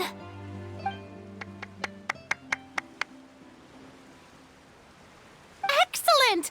That was beyond mesmerizing. Even I didn't expect the scene to go so well. And we got it in a single take. All right, everyone.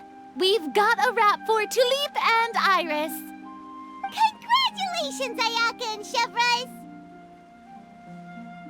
Thank you. I didn't expect our parts to wrap so quickly. I wish I could savor the experience for just a bit longer. Paimon totally understands. Paimon's not ready to say goodbye to the clapperboard either. Filming has really been a lot of fun. You were great too, Chevres. The way you said, long-awaited justice. It gave Paimon chills. That is indeed my favorite line in the whole book. I still remember trying to act it out in my room the first few times I read it. Whoa, Paimon would have never guessed you're that type. Who doesn't like stories where the guilty are punished and justice prevails over evil? Don't forget, I'm the captain of the Special Security and Surveillance Patrol. Captain, I have something urgent to report. Please excuse me, everyone. I'll be back in just a moment. It's okay, don't worry about us.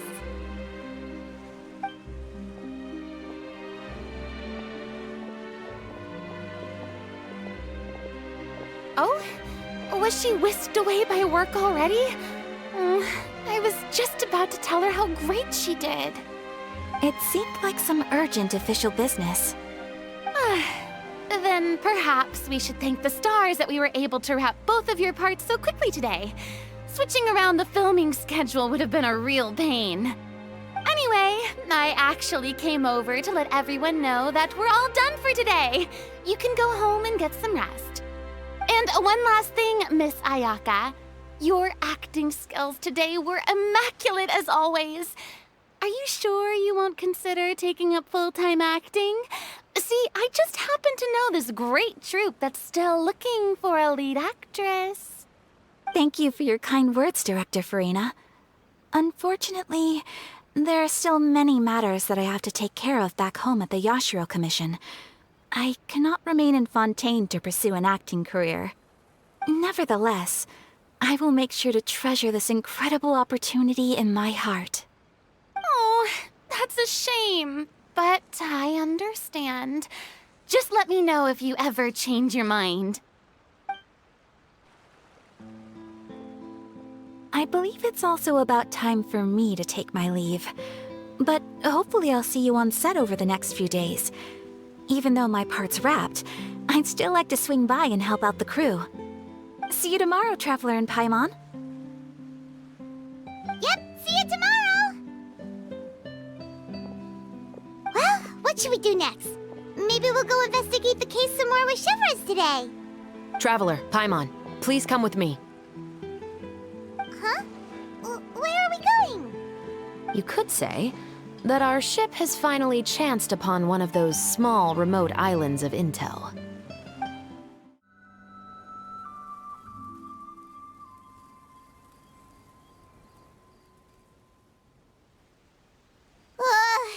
Paimon's exhausted.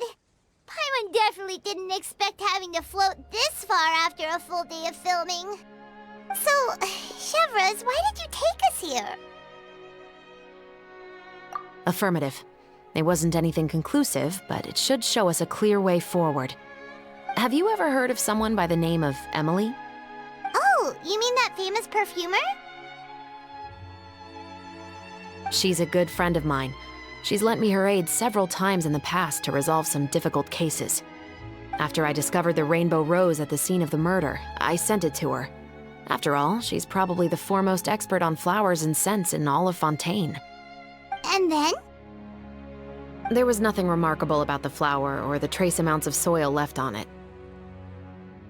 But according to Emily, the rainbow rose left by the killer was derived from a very rare cultivar. Huh.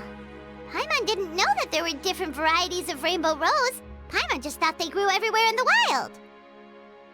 Flowers that are deliberately cultivated will always show some different features from those that bloom in the wild.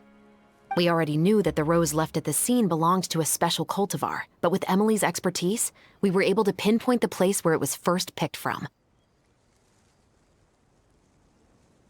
Oh, Paimon gets it now. So whoever first planted that rainbow rose was probably the killer! Precisely. And after we checked what we learned against some sales records from the past, we discovered that there's only one person in all of Fontaine who could grow and sell this specific cultivar. Really? And who is it? It's the novelist. But didn't you say he had an alibi? To be clear, I haven't changed my mind about him. I still don't think he was the one who pulled the trigger. However, that doesn't mean the true culprit never visited him at his home or never purchased a rainbow rose from his garden. Whatever the case, we will have to confirm a number of things with him. So you mean the next place we need to go is... Yes, we're going to pay him a visit at his home. That should be his house. There are so many Gardamex stationed around the place. That's pretty unusual, right? According to what he told me last time we spoke, he hired them so he won't be harassed or disturbed. Huh. So there are a lot of flowers in his garden, but Paimon doesn't think we'll be able to pick one without alerting the Gardamex. Right. Which is exactly why I think there has to be a special connection between him and the killer. So, should we knock? Just wait here for now. I'd like to take care of a number of those Gardamex first. But they're so far away. How are you planning to do that? Don't forget, Paimon, I'm actually the real-life captain of the Musketeers. All clear. Let's go. Wait! Paimon's a little nervous now that we know he could be the killer. Can we go over our plan of action again? I'll go knock on the door and make sure it's safe inside. Once we're sure that we're in the clear, I'll ask him to come with us for a quick round of questioning at the guard's headquarters. But can't we just arrest him? We still have no evidence that he's the killer, or that he lent the killer any direct aid. Still, it would be appreciated if you could pick a rainbow rose from his garden for me while I'm talking to him. It'll help the Marechaussee Phantom confirm Emily's theory. Sure, no problem. Just be careful, Chevreuse.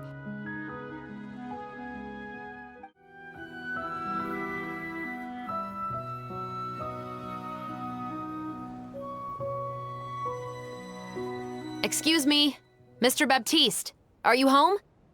Who could it be at this hour? Oh, it's you, Officer Chevreuse. Would you mind accompanying me to the guard's headquarters, Mr. Baptiste? We would like to ask you some questions about a case. Oh, is it still regarding the murder case from before? I cannot confirm or deny that at this time. So it is then. Listen, I need you to come with me, Mr. Baptiste. Miss Chevreuse, I'll save you the trouble. Oh, and you two over there? There's no need for you to pick my flowers either.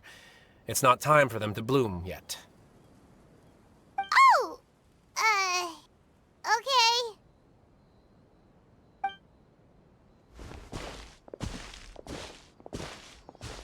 By saving me the trouble, you mean... I will confess, I was the killer. Huh? He just admitted he's guilty! Please relax, everyone. I'm not armed. The musket you're looking for has been buried in my backyard. Then it's my responsibility to inform you, Mr. Baptiste, that everything you say right now will be used as evidence for the inevitable trial. Yes, I am perfectly aware of that. I must say, I hate this feeling. Oh? Is it because I confessed? Or because you've been proven wrong? Both, I suppose. For the same reason as the one I wrote out in my novel, of course. I did it to exact revenge. I know you haven't figured out the link between the two of us. Had you done so, I'd have been taken away to the headquarters a long time ago. But that won't stop me from always remembering his grotesque face. After all, he was the one who killed my mother. Your mother is still healthy and well. You know, I was adopted as a child. I was referring to my birth mother. That was never recorded in the orphanage's records. Please forgive a 6-year-old child for concocting some lies to protect himself after watching his mother die right in front of him. So, your novel, it was like a record of your life? No, of course not. It was a work of fiction with many embellished parts. But I am indeed the illegitimate son of a wealthy and influential man who abused his power to murder my mother. That part was 100% real. But the man you killed didn't have a Mora to his name. He was a hired assassin. An irredeemable beast who sank his fangs into a defenseless woman just for a few bags of Mora. But if that's really the truth, you wouldn't be telling us any of this now. You still haven't managed to take revenge against your father, the true mastermind behind it all. I never thought I'd hear that kind of thing from the captain of the Special Security and Surveillance Patrol. I'm simply skeptical about your motives. It's simple, really. I've grown tired of everything and don't want to shoulder this burden anymore. You may have considered me too soft to pull the trigger. Well, as it turns out, you are exactly right. I've become overwhelmed by the aftermath of the murder. So you're going to call a stop to your revenge, just like that? The true mastermind is too rich and too powerful for me. I've accepted that I will never be able to avenge my mother alone. And so what? The characters in your book never gave up. Now, Officer Shavras, I'm the one who has killed a man, aren't I? Are you trying to convince me to commit another crime? What's your father's name? How do you plan to prove the veracity of all of your claims? Well, I'd like to speak with you privately. Sure. Why don't we speak privately at the guard's headquarters? No, it has to be here. I must ensure that we won't be overheard. Fine. Let's talk here. When I said won't be overheard, I meant by anyone. I would like to speak with you and you alone.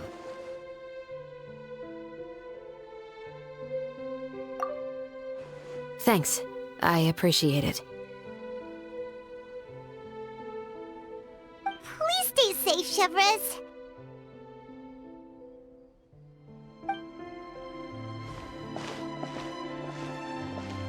All right. Let's hear it. Will you really believe what I'm about to say? Well, that depends on what you're going to tell me. Fair enough. Fair enough. Then listen closely.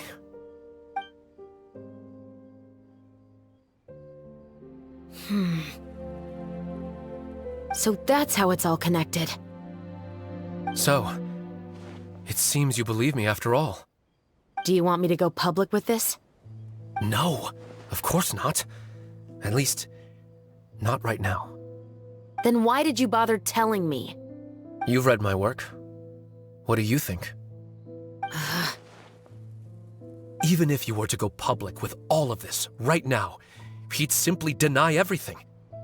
It's been too long. Almost 20 years. Anything that could be used as evidence has long faded away. Even if there might have been a solitary island of truth once upon a time, it has long sunk beneath the waves by now. Justice will never find him.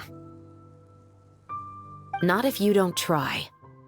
I know that as the captain of the Special Security and Surveillance Patrol, you will always stand on the side of justice. But do you really think a cushy life in prison really constitutes justice for him? I bet he could lead an extremely comfortable life in the fortress of Meripede. What are you trying to say? I've been observing you from a distance. Your portrayal of the musketeer was exquisite. Pull the trigger of justice against him. Let the villain get what he deserves. You want me to let you go so you may complete your revenge? No, Officer Shavras. I know that would be impossible. No. What I'd like is for you to perform the deed on my behalf. Oh, Shavras sure is taking her time. What could they be talking about anyway? Oh, Paimon's worried. What if he decided to attack her? Oh, you do have a point. Still, do you have any idea who the rich person might be? And why the novelist doesn't want us to hear what he's saying to Shavras? Sorry to keep you waiting, you two. Hey, how did your talk go? I've already sent someone to escort Baptiste back to the headquarters for questioning. He wasn't lying about the musket. It was indeed buried in his backyard. But what about the name? Did he tell you the name of the rich guy? Yes, he did. But for now, I have to return to the Special Patrol. There are still a few loose ends I need to tie up.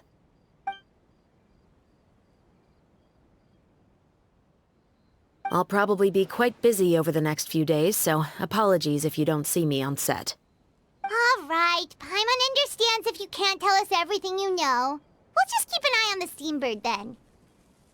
Actually, there's still something else I need your help with.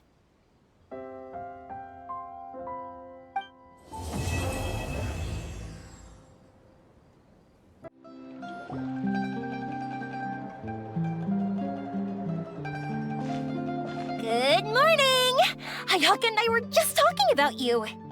Is Chevros still not joining us today? Probably not. We haven't seen her either.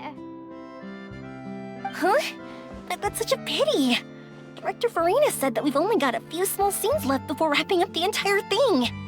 She even said that she'll get me into a couple scenes, so everyone will have a chance to shine in front of the camera. We were also planning on having a victory feast once we're all finished filming. You can join us, right? If only Chevros was here. I still haven't taken a photo with her. I'm afraid that can't be helped. Those special patrol folks are like phantoms when they've got a case on their hands. But to be honest, I'm even more concerned by what I read in the Steambird earlier this morning. It said that the killer in the murder case was none other than the author of the Two Musketeers. Oh yeah, I heard about that too!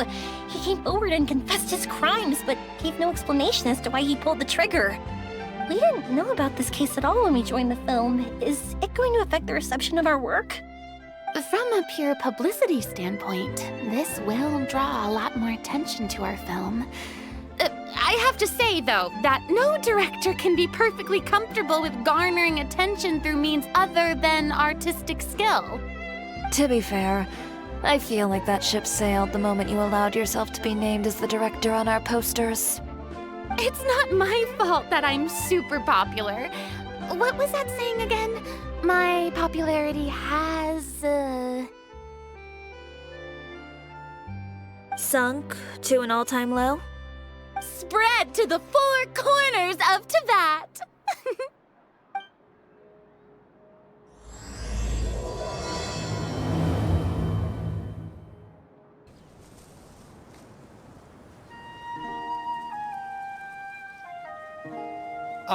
Excuse me, everyone. Xavier! Feels like it's been ages since we last saw you. I've been talking non-stop with the Film Association, and I'm absolutely swamped trying to coordinate the film's marketing. So forgive me for not being around more often, but please believe me when I say that I will make sure everyone's hard work gets the exposure it deserves. Oh, seems like you've been fighting your own battles. Yes, that's one way to put it. Oh, and before we begin the final round of filming, please allow me to finally introduce you to the original investor of our film, Mr. Morris. A pleasure to meet you all. Yes, glad to make your acquaintance, Mr. Morris. We've heard about the issues you've encountered with your financial situation, and genuinely hope that things have taken a turn for the better. Oh, well, the situation has, indeed improved somewhat. Don't worry, Mr. Morris. Accidents and last-minute challenges happen all the time. There's no need to blame yourself over it. The good news is that we're almost done filming now, and I would even say that this is the best story I've ever seen! Is that so? I see, that's great news. All right, now that we've gotten all the pleasantries out of the way, let's get this show on the road. We'll mostly be filming typical people and scenery from the streets today to improve the sense of environmental ambiance in some parts of the film. Oh, and there'll be a cameo for Mr. Kamisato and Miss Yoimiya as well. They'll be used to show outsider perspectives on the fates of the Two Musketeers. That's right. Ayato should be here any minute. Excellent! Then let's start with the scenery shots. Camera and clapper loader, you're up. Yep, we'll be ready. Remember, all we need are some wide zoom shots of the streets. If you happen to find some particularly lovely patches of flowers and grass, feel free to grab some close-ups of those as well. Ready? Lights! Camera! Action! Okay, Now move the camera slowly. Try to focus on that flower. What's wrong? Just adjust the focal length a bit. Something the matter? Huh? But wasn't it working fine for all the days before? Veronique, can we try a different camera? No problem. How about this one? All right, let's give it another try. Lights! Camera! Action!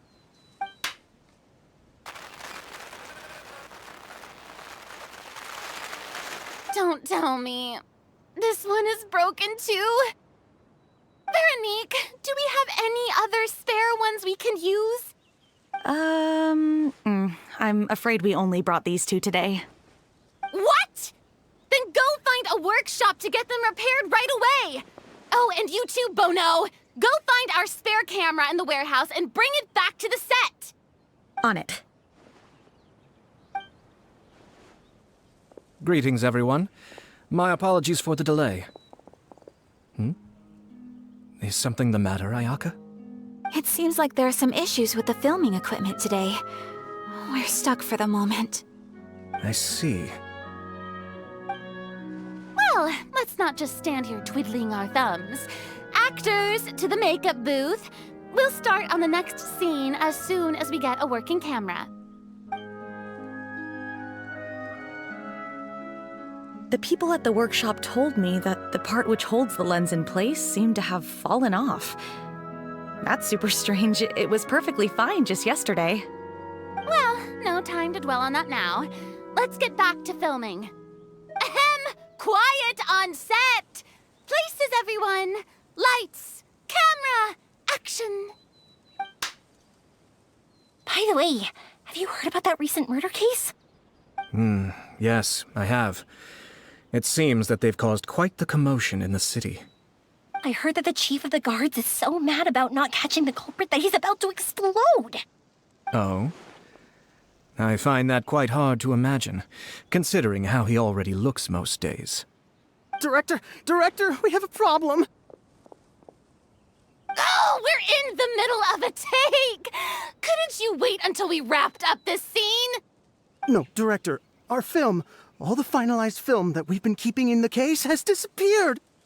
Oh, wait, well, what did you say? Mr. Bono, please take me to where the film was kept right away. I'm coming too. No, Yoimiya, you have to stay here. Oh. Okay, listen up. Everyone who's not working on this current scene can go with Bono to look for the film. Everyone else, stay put and wrap up the scene. Unbelievable. How could all these problems happen in just one day? We're back.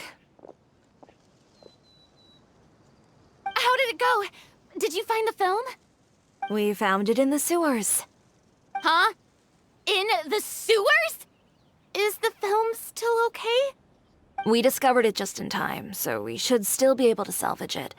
The others are checking now to see if we lost any specific scenes. Oh, you scared me for a moment there. I nearly thought we had lost everything. I really don't want to experience that feeling of despair again. Okay, but who could have stolen the film and dumped it there? Could it be, some competitors working on other films? But if they wanted to harass us, why wait until the last day? Okay, we don't have time to really look into it right now. Let's strike while the iron is still hot and wrap this thing up once and for all. Yeah, let's finish it.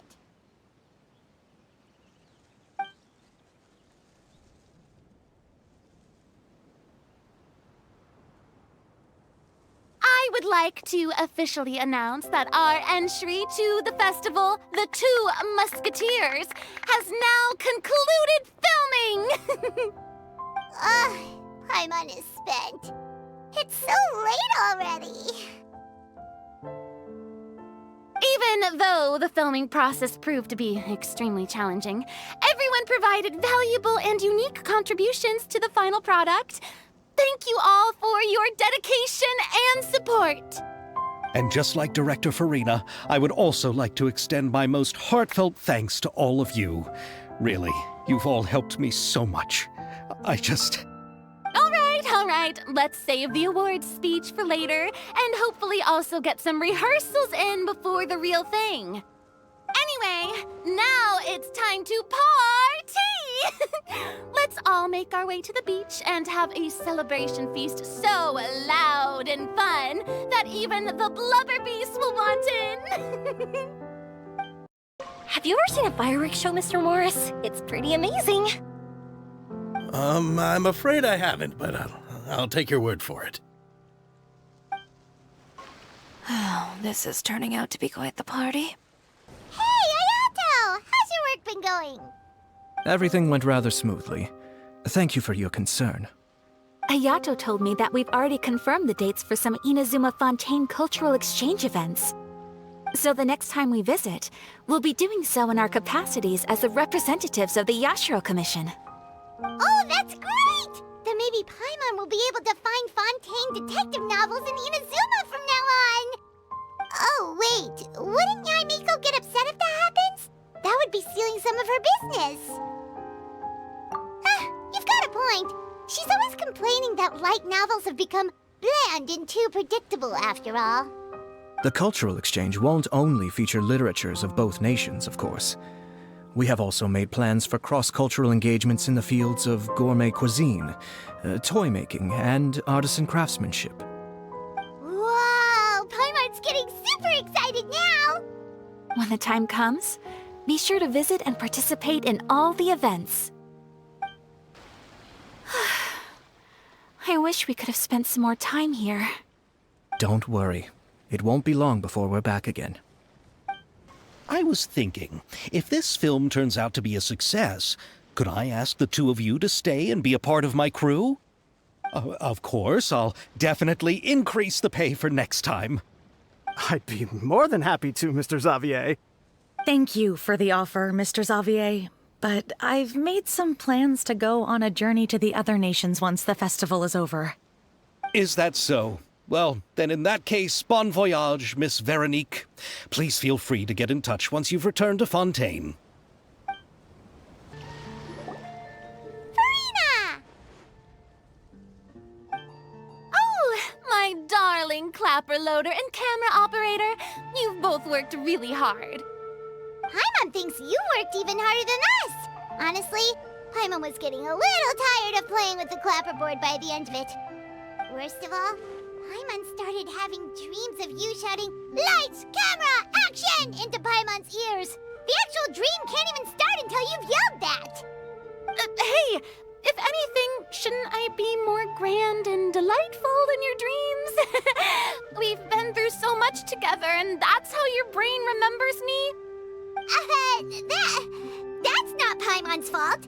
We've just used the clapperboard too much lately. Anyway, what's most important is that we've wrapped the film. I'm pretty confident that we'll take first prize. Hey, no need to mention the official name. Wait, now that you mention it, if we did win the prize, would Farina just get a statue of herself? Come on, I don't need that kind of attention. Xavier can accept the reward on our behalf. But just imagine! Farina accepting the Farina Award and holding a Farina statue. I'm going back to my dessert now. You all can keep discussing that on your own. What kind of dessert should I try next? Chiori! Hey, you two. Are you not really into these kinds of big social occasions? Not particularly. But this is still better than Fontaine Fashion Week. But if this film becomes a big hit, people will definitely come flocking to your shop. Yes, that's highly likely. As long as the film can premiere as planned. Are you still worried about the case? That and all the obstacles we had to face today. You're right. It's as if all our bad luck just manifested at once. But why today of all days? No. No, it's nothing. We've already delivered the film to the editors, so there should be nothing more to worry about. How are you doing, Mr. Morris? You having a good time? Well, you could say that. Do you happen to know when the party is scheduled to end? Judging by how much fun everyone's having, I'd say probably not until well after midnight. Is there something that you still have to take care of at home, Mr. Morris? Oh, well, I'm just not a late night person, so I might take off shortly. Oh no! Silly me. I almost forgot something super important. Oh, what is it? I prepared a whole batch of fireworks for the party, but I forgot to bring them over from the warehouse. Fireworks, you say? That's, truly a pity. Sorry things didn't go as planned. Could you help me carry them over, Mr. Morris? I won't be able to fetch all of them by myself. Me? Are you sure that you can't find anyone else? I just wanted to make this a surprise for everyone. The warehouse isn't far from here. We'll be there in no time. Pretty please, Mr. Morris. These are some of the best fireworks I've ever made. So I also want you to see them before you leave. They're stunning. I promise that they'll be a once-in-a-lifetime experience that you'll never forget. But... It's okay. Just come with me. If we're sneaky enough, nobody else will see us leaving. All right. The warehouse is right over here. I moved the fireworks there in advance, so it shouldn't be too much work bringing them back. It's still a ways away from the party. Sorry about that, Mr. Morris. It's probably because I'm used to carrying fireworks all the time, so it doesn't feel like a lot of work to me.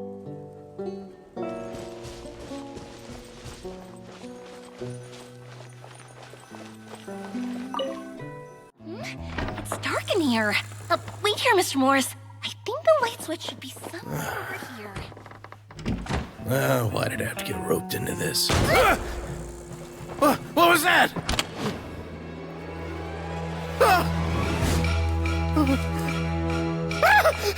Who's there? Get me out! Get me out of here! Did you really think you'd get away, Morris?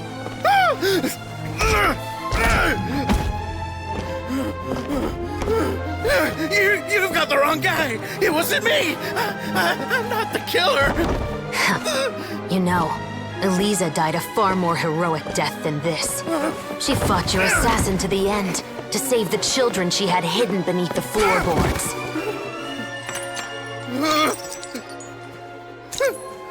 That is Eliza's pendant. The one with a photo of you two inside. The one you gave her. Ring any bells? It's a fake! It has to be! There's no way! No way your assassin didn't destroy it, you mean?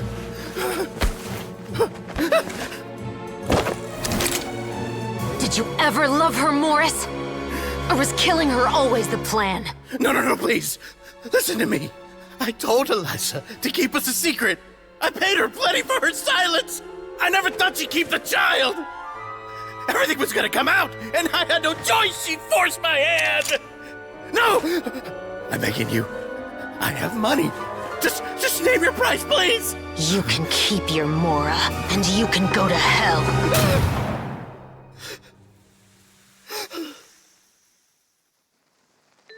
I'm Captain Shovraz of the Special Patrol.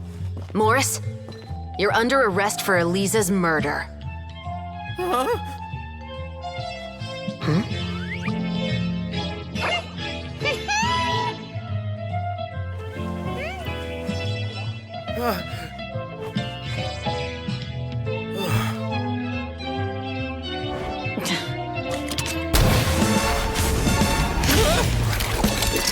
You're under arrest too, Prop Manager Veronique. Or perhaps I should call you the Second Musketeer.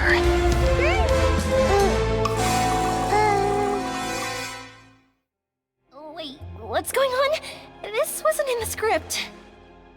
Drop the gun, Veronique. Why? Why would you keep me from exacting revenge on this heartless monster? Drop your weapon. This is my final warning.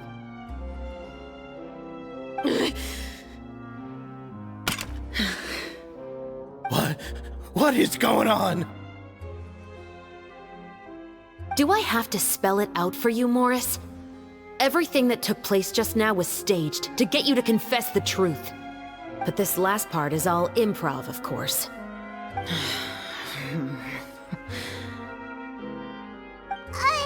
Chevres, you told us you wanted us to help you stage a play. You never said anything about the Second Musketeer. It's because even I had no way to confirm my theory until now. Thank you for your performance, Yoimiya. Could I trouble you to go and bring in the other Special Patrol members? They should be on standby just outside. Oh, and please tell the other cast members not to worry about us. We'll be rejoining them shortly. On it!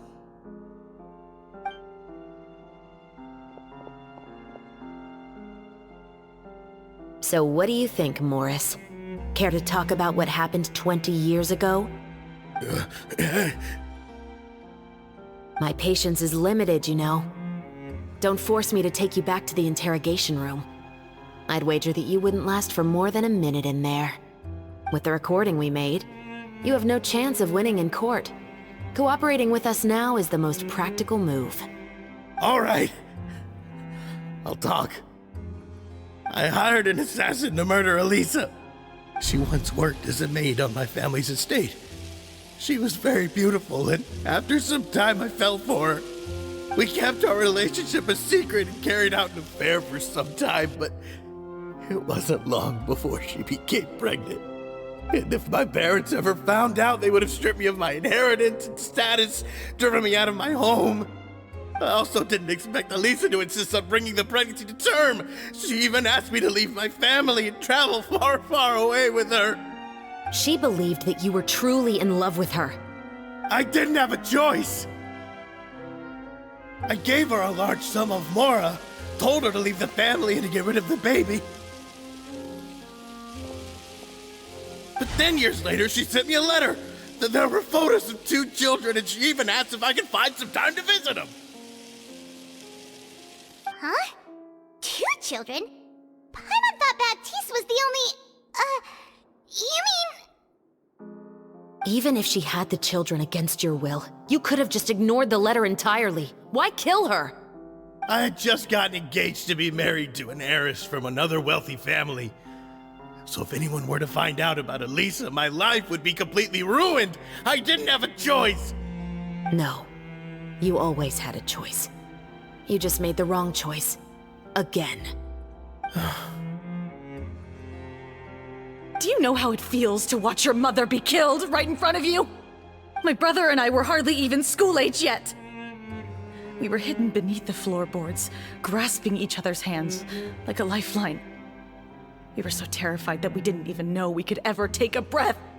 All we could do was to watch Mother try to fight back, and then collapse to the floor. Even after the assassin left, we were still too terrified to leave our hiding spot. We thought that he might come back. It was only until the next evening when we finally climbed out and gathered around our mother. But she had already become cold and stiff to the touch. You made up your mind right then and there to bring this case to light. Not only that, we resolved to get our revenge.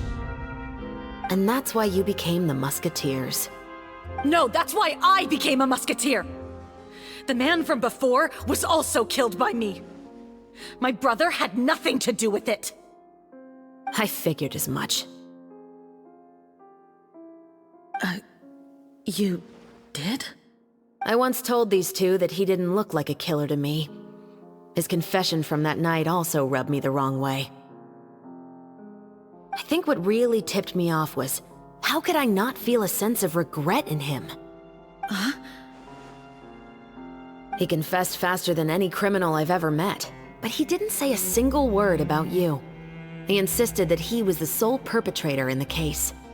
But after the questioning ended, I disassembled the musket we dug up from his backyard, put it in front of him, and told him to reassemble it. Wanna guess how far he got? He had no idea where to even start. He's never touched a gun in his life. Based on that, I determined that he was not acting alone. He only surrendered himself to draw our attention and create a moment of opportunity for his partner. So, I decided to play along. And as expected, the second musketeer followed us without hesitation once she saw Morris get separated from the rest of the cast. Besides, why else would he call the novel The Two Musketeers? But how did you know it was Veronique? I figured it out the moment Baptiste told me his father's name. That so-called financial crisis was all just a ruse. He just wanted to sign up as the investor and then leave the film without any source of funding. After all, he has a vested interest in minimizing the reach of this story. It's really just the same thing as what he did to Eliza all those years ago. Human scum. But then Xavier pulled out all the stops and got the film made against all odds. Morris couldn't have that. With the killer in custody, he figured it was safe to act. And so he came to visit the set today, just as I expected. Wait, so you were behind all those mishaps today?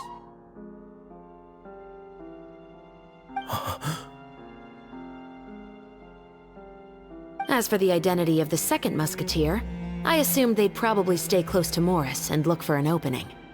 And if they already knew that Morris was the film's investor, then that narrowed the list of potential suspects as well. Furthermore, being the props manager would allow the culprit to avoid scrutiny by purchasing mechanical parts in the name of the crew. With that hypothesis in mind, I went back to check Baptiste's orphanage adoption records. Guess whose name I saw on the same page, just a few lines from his. My brother. He trusted you. As in, he trusted me to perform the deed on his behalf? He trusted you to stand on the side of justice. I am. I thought you could do it as well. Oh, the look on your face when you told him to go to hell. I really thought you'd put a bullet in his brain. You know what he has done. Are you telling me that you'd rather see him spend the rest of his life living like a king in the fortress of Meripede? I will never be able to forget the feeling of my mother's cold, lifeless hands. And you would call this ending fair? Is this what you call justice?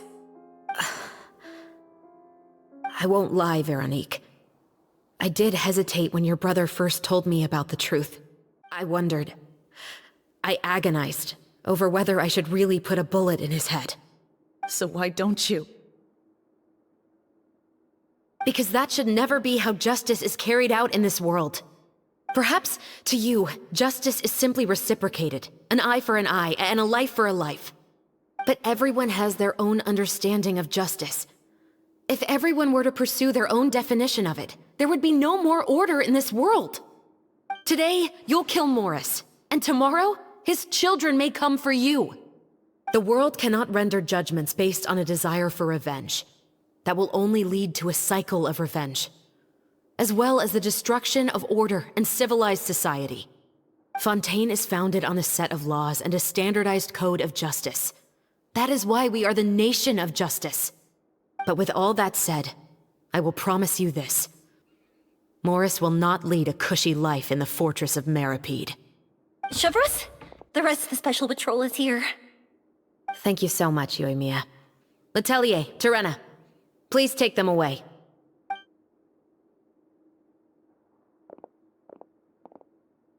I still can't agree with your reasoning. I know. Justice has not been delivered. At least, not today.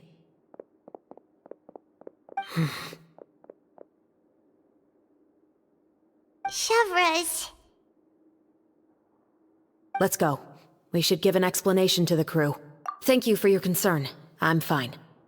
I'm just thinking about the things in life that have driven people to take justice into their own hands.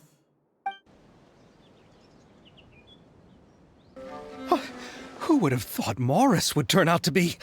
I'm at a loss of words. How could he have done something like this? I'm just glad that you're all safe and sound. Who knew that such a labyrinth of cases would be behind this story? Well, what should we do now? We have a finished film, of course, but should we still go ahead with the premiere? What do you mean? Shouldn't you be even more motivated to spread the word now that you've learned the truth? Chiori is right. I'd also like more people to see this story for themselves. But the real ending of the story seems to have deviated somewhat from the one in the script. Is that still acceptable to you, Miss Chevreuse?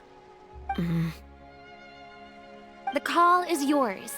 We still have time to reshoot an ending if that's what you'd like. No, it's fine as is. I like what we have for the catharsis. Romanticism is what gives works of art their appeal. Fiction is able to explore means of restitution that could never work in real life. Just like the real world, the world of stories also has its own set of rules and justice. These different possibilities are what initially drew me to reading in the first place. Sounds good to me. I support your decision. What about Veronique? Will she be okay?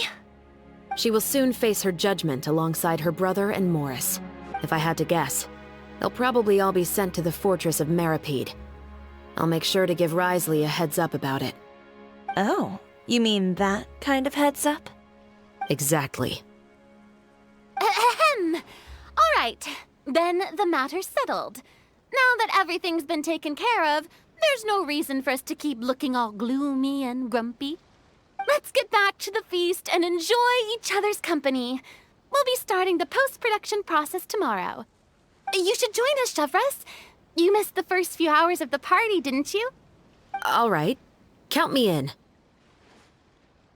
Then I'll wait for you over there. There's still some good news that I'd like to share with Chevreuse. Traveler, Paimon, could you wait for me by the sea after the party ends? I'd like to go on a brief walk with the two of you. Thank you very much.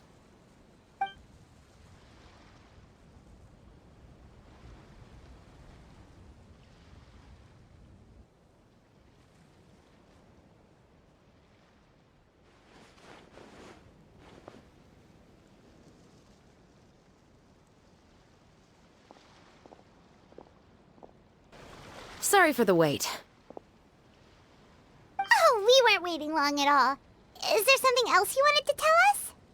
No, I don't have anything new to share. I just felt that since you were my investigation partners, I should have another conversation with the two of you.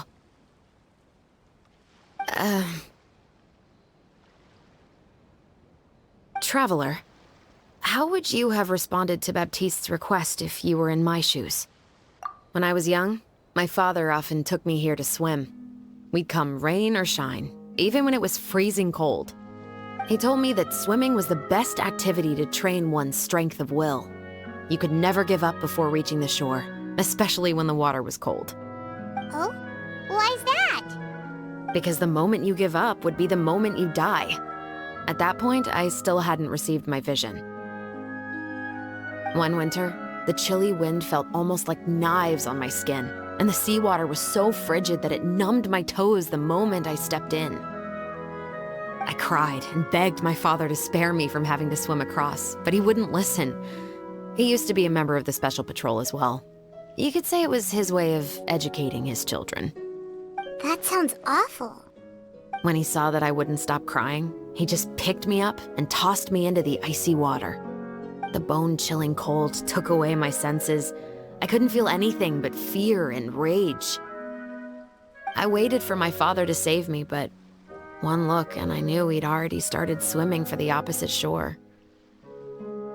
I realized that if I were to give up, I really would die right then and there. I used all of my strength to try and catch up to my father. Those few minutes felt longer than my whole life up until that point. I did, however, make it to the other side. I've never felt afraid about anything in my life after that, nor have I ever cried again. That way of teaching would have never worked on Paimon. Yeah, I don't think that was the right method for anyone. It's just that, working now as I am in the pursuit of justice, I still sometimes feel like I've been tossed into that winter sea all over again. The anger and the helplessness. Chevreuse. But the worse I feel, the more I know to never give up. The alternative would be to forever lose myself among the waves. Anyway, how about a race? Neither of us will drown, but we can still see who swims faster. You guys go ahead! Paimon will grab the clapperboard to mark the start of the race. Oh, that felt good. You were so fast in the water, Chevreuse! You were swimming even faster than Paimon can fly! So, about the Special Patrol, did you join because of your dad? Partly, but I'd say I was more inspired by the heroes I read about in stories growing up. Oh, so it's due to your love of stories! Of course, it was only after I joined the Special Patrol that I learned that truth is often stranger than fiction. Come on, let's walk a bit more.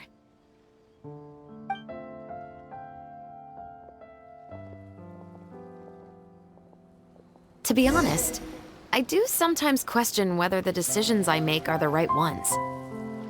But I know that no matter what, I must keep swimming. Because the only thing I've got my eyes on is the shore in the distance. Thank you for coming on this walk with me. I feel a lot better after getting all that off my chest. Huh. We're nearly back at Baptiste's house. Huh. You're right. I didn't realize we were so close. He really did plant a lot of flowers. It's just like how he described it in the story. Huh? Wait. Paimon, Traveler, look! The rainbow roses in the garden. They're in full bloom now.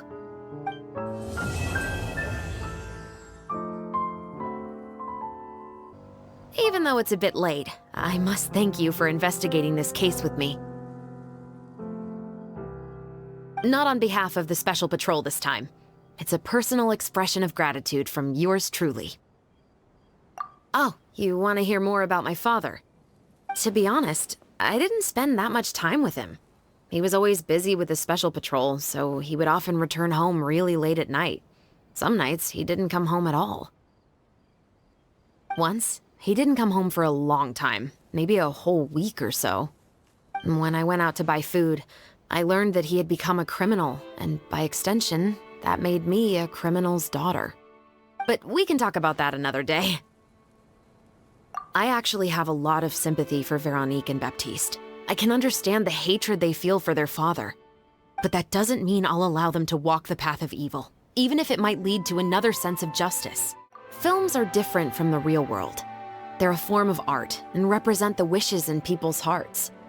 I adore the Two Musketeers, and I'm very happy to have had the opportunity to act the role as one. I can't wait to catch the film when it premieres in the Opera House. I'm looking forward to seeing the audience's reaction to the climactic ending. Thank you for looking out for me. I'll see you at the award ceremony. I'd be very surprised if we don't win.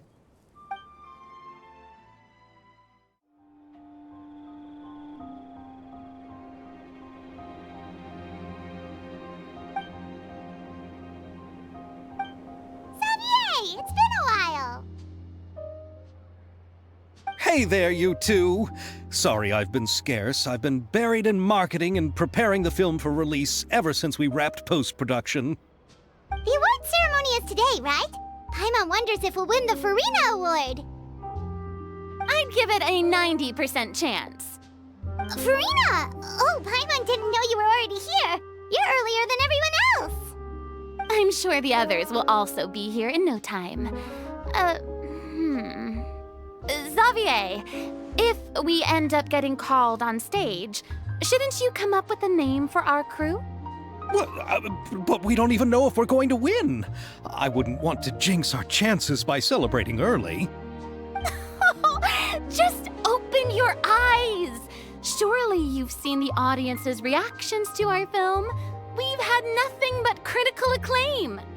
You've also had conversations with the Opera House's operating staff, right? Didn't they want to increase the number of showings? With the mora you've made from the box office, you can now open your very own film company. But that's all credit to my amazing crew. You've all helped to make this a reality, so I can't be the only one asked to come up with a name. Well, give it some thought. I'm sure the crew will respect your choice. All right, but before that, Traveler and Paimon, could I trouble you to quickly pay a visit to the Fortress of Meripede? Huh? But shouldn't we stay for the award ceremony? I wanted to ask you two to invite Shavraz to join us at the ceremony. She's one of the lead roles, after all. I haven't been able to find her recently, so I haven't had the chance to invite her personally. According to the papers, the culprits of the musket murder case will be personally escorted today by the captain of the Special Patrol to the Fortress of Meripede. Oh, Paimon gets it now. Yep, just wait here, Xavier, and maybe try to come up with a few snappy-sounding names. All right, then I'll leave you to it. Will we really win an award? Trust me. When have I ever been wrong about something like this? This is as far as I'll be taking them. I'll leave the three of them to you now. Got another errand to run? Something like that. I'm expected at a party. Now that's something you don't hear every day. Found a new pastime? No, it's just a special occasion. Shavraz! Risley! Festivals really do bring people together. It's been a while since I last had so many visitors at the Fortress of Meripede. Call it the festival spirit, I guess. Yeah, you could say that. Even our head nurse has gotten herself all worked up preparing super deluxe nutritious shakes. Just one gulp and you'll have met all your nutrition needs. Were you talking about work just now? We've already finished discussing everything. So, what do you think about my heads up, Mr. Risley? I believe I haven't yet made any promises or guarantees. But you also didn't shoot me down. Here, how about this? You could give everyone a copy of the newspaper. Perhaps on the day when the cover story happens to, oh, I don't know, expose a certain someone's misdeeds from 20 years ago? I suppose then a certain someone may soon find himself the most unlucky person in the Fortress of Meripede? While another two people will soon be hailed as heroes. Speaking of heroes, did you two need something from me? Oh, actually, we're here for... You're here to invite me to the party, right? Don't worry, I didn't forget. Ooh, then let's head back right away! See you, Risley! Happy Fontaine Festival! And the same to you. Please, go and enjoy the festival. And the winner of the Farina Award for the first Fontanalia Film Festival is... The Two Musketeers!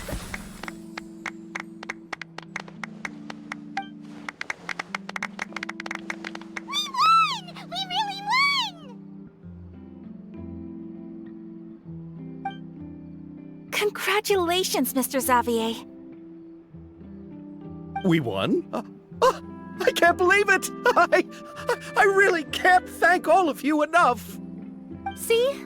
My takes on Fontaine's entertainment industry have never been wrong. Now, please welcome to the stage the producer of The Two Musketeers, Mr. Xavier!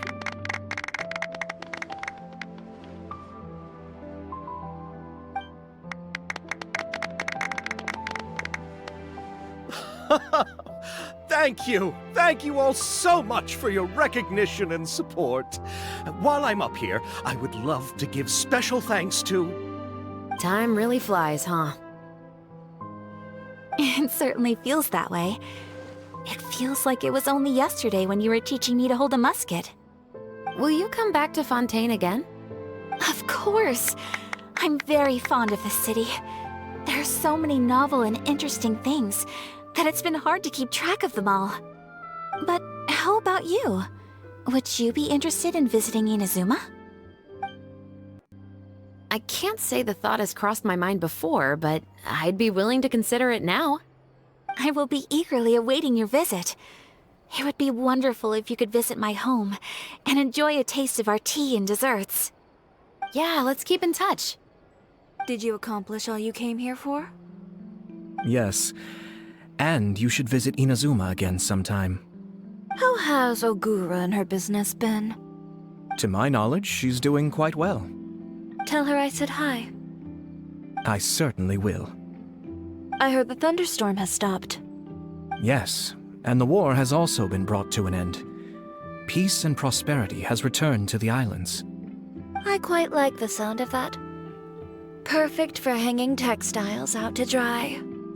I'd like to offer my thanks again to the entire cast and crew. Without you, I would have never completed this film, much less had the opportunity to be standing on this stage. With the support of my entire crew, I would like to officially announce our film company, Musketeer Pictures! Woohoo! That has a really nice ring to it. Then in that case, let's please welcome all the members of Musketeer Pictures onto the stage for a commemorative photo. Oh, Paimon didn't know we'd also be taking pictures. Director Farina, I believe you are the most deserving person to raise this trophy. Huh? No. There's no need. It's so embarrassing. It's an honor the director deserves. Yes, I agree. Just accept that you're not getting out of this. Ready, everyone? 3, 2, 1. Musketeer Pictures!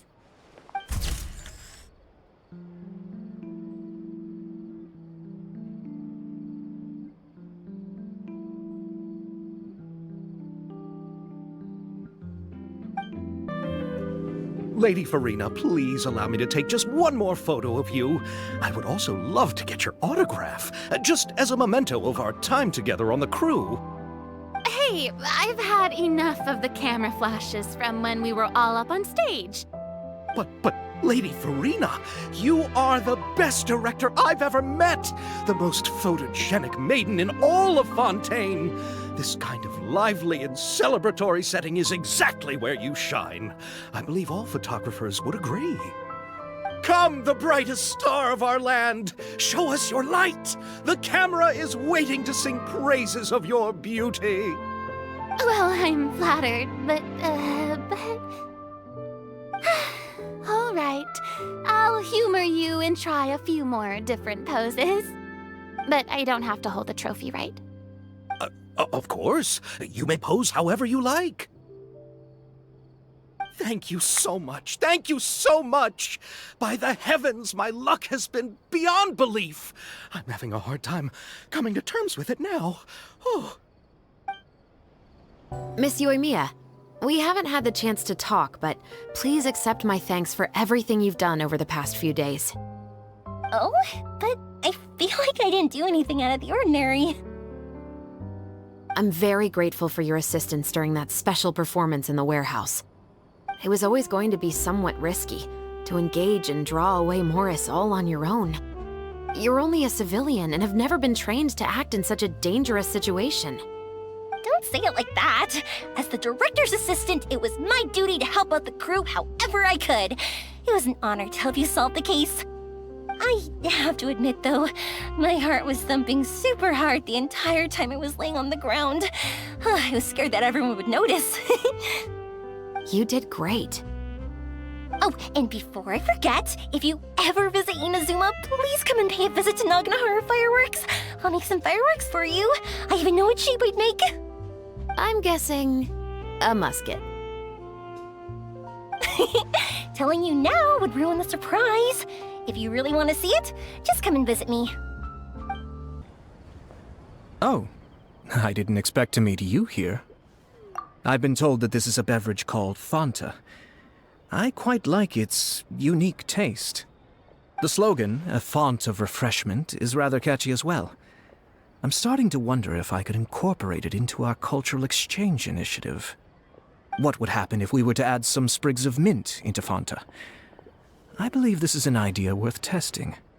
Or perhaps we could even take it one step further and mix in an equal amount of milk tea medley. But for some reason, I suspect that experiment wouldn't turn out well. Thanks to you, the film was successfully completed and the Yashiro Commission secured a collaboration project with the Palais Mermonia. If another opportunity was to arise in the future, perhaps I should take on the chance to act as the protagonist. Or perhaps you think the role of villain would fit me better. Thank you for the well wishes. I will take good care of Ayaka and Yoimiya. I would like to wish you safe travels on your next journey as well. It's you. Is there something I can help you with? Interested in our couture services? Just give me the word. Thanks to you, we were also able to premiere the film in time. Its success has increased the reach of my brand. There's no need to be humble. You helped Xavier and Chevreuse, and even Kirara's told me many good things about you. They are all my friends. You've done far more than what you give yourself credit for. I am merely a fashion designer. I don't have anything else I moonlight as. But when you run a business, it's inevitable that as you make more friends, you'll also encounter all sorts of thorny issues. You scratch my back, I'll scratch yours. It's just the common sense of business. Xavier's over the moon now that he's actually won the Farina Award. Maybe I'll actually find him in the fountain the next time I see him. The demand for couture at my boutique has also increased. So much so that I don't have enough staff to handle it. Looks like I'm one step closer to achieving my dream. Anyway, you will always be welcome at Chioria Boutique. I would love to see you both again at the upcoming Fontaine Fashion Week as well. Okay, see you around. I'm so glad we were able to complete the film. Thanks for taking care of me while I was here. Really? Thank you. At first, I simply tried to work hard out of a desire to not become a burden to the crew. It would have been so embarrassing if the filming had to stop to accommodate my lack of skills. But Director Farina was both patient and knowledgeable, and Chevreuse and Elaine taught me a lot about the scenes and details. It was all thanks to their help that I was able to grow comfortable with the role. And even with all of that said, I still got a little flustered with praise, especially since everyone, including you, were complimenting me at the end. Yes, I visited many places with Yoimiya in between the filming sessions. The elegant streets, the beautiful flowers and greenery, and the dreamlike underwater world. Everything I saw will shine like stars in my memories. It also brings me joy to think that perhaps you've marveled at those exact wonders as well. It's nothing at all. I don't often have the opportunity to wander out into the world like this. Not only did I make many new friends during this trip, I also picked up many new skills from everyone around me. I will cherish this experience greatly. Oh, and I'm also going to bring some conch madeleines back to the Yashiro Commission as a gift. If we could enjoy them with some coffee, perhaps it'll feel as if I'd never left Fontaine at all. Thank you for looking out for me. Please do take care of yourself during your adventures as well. If the stars align, we'll see each other in Inazuma again.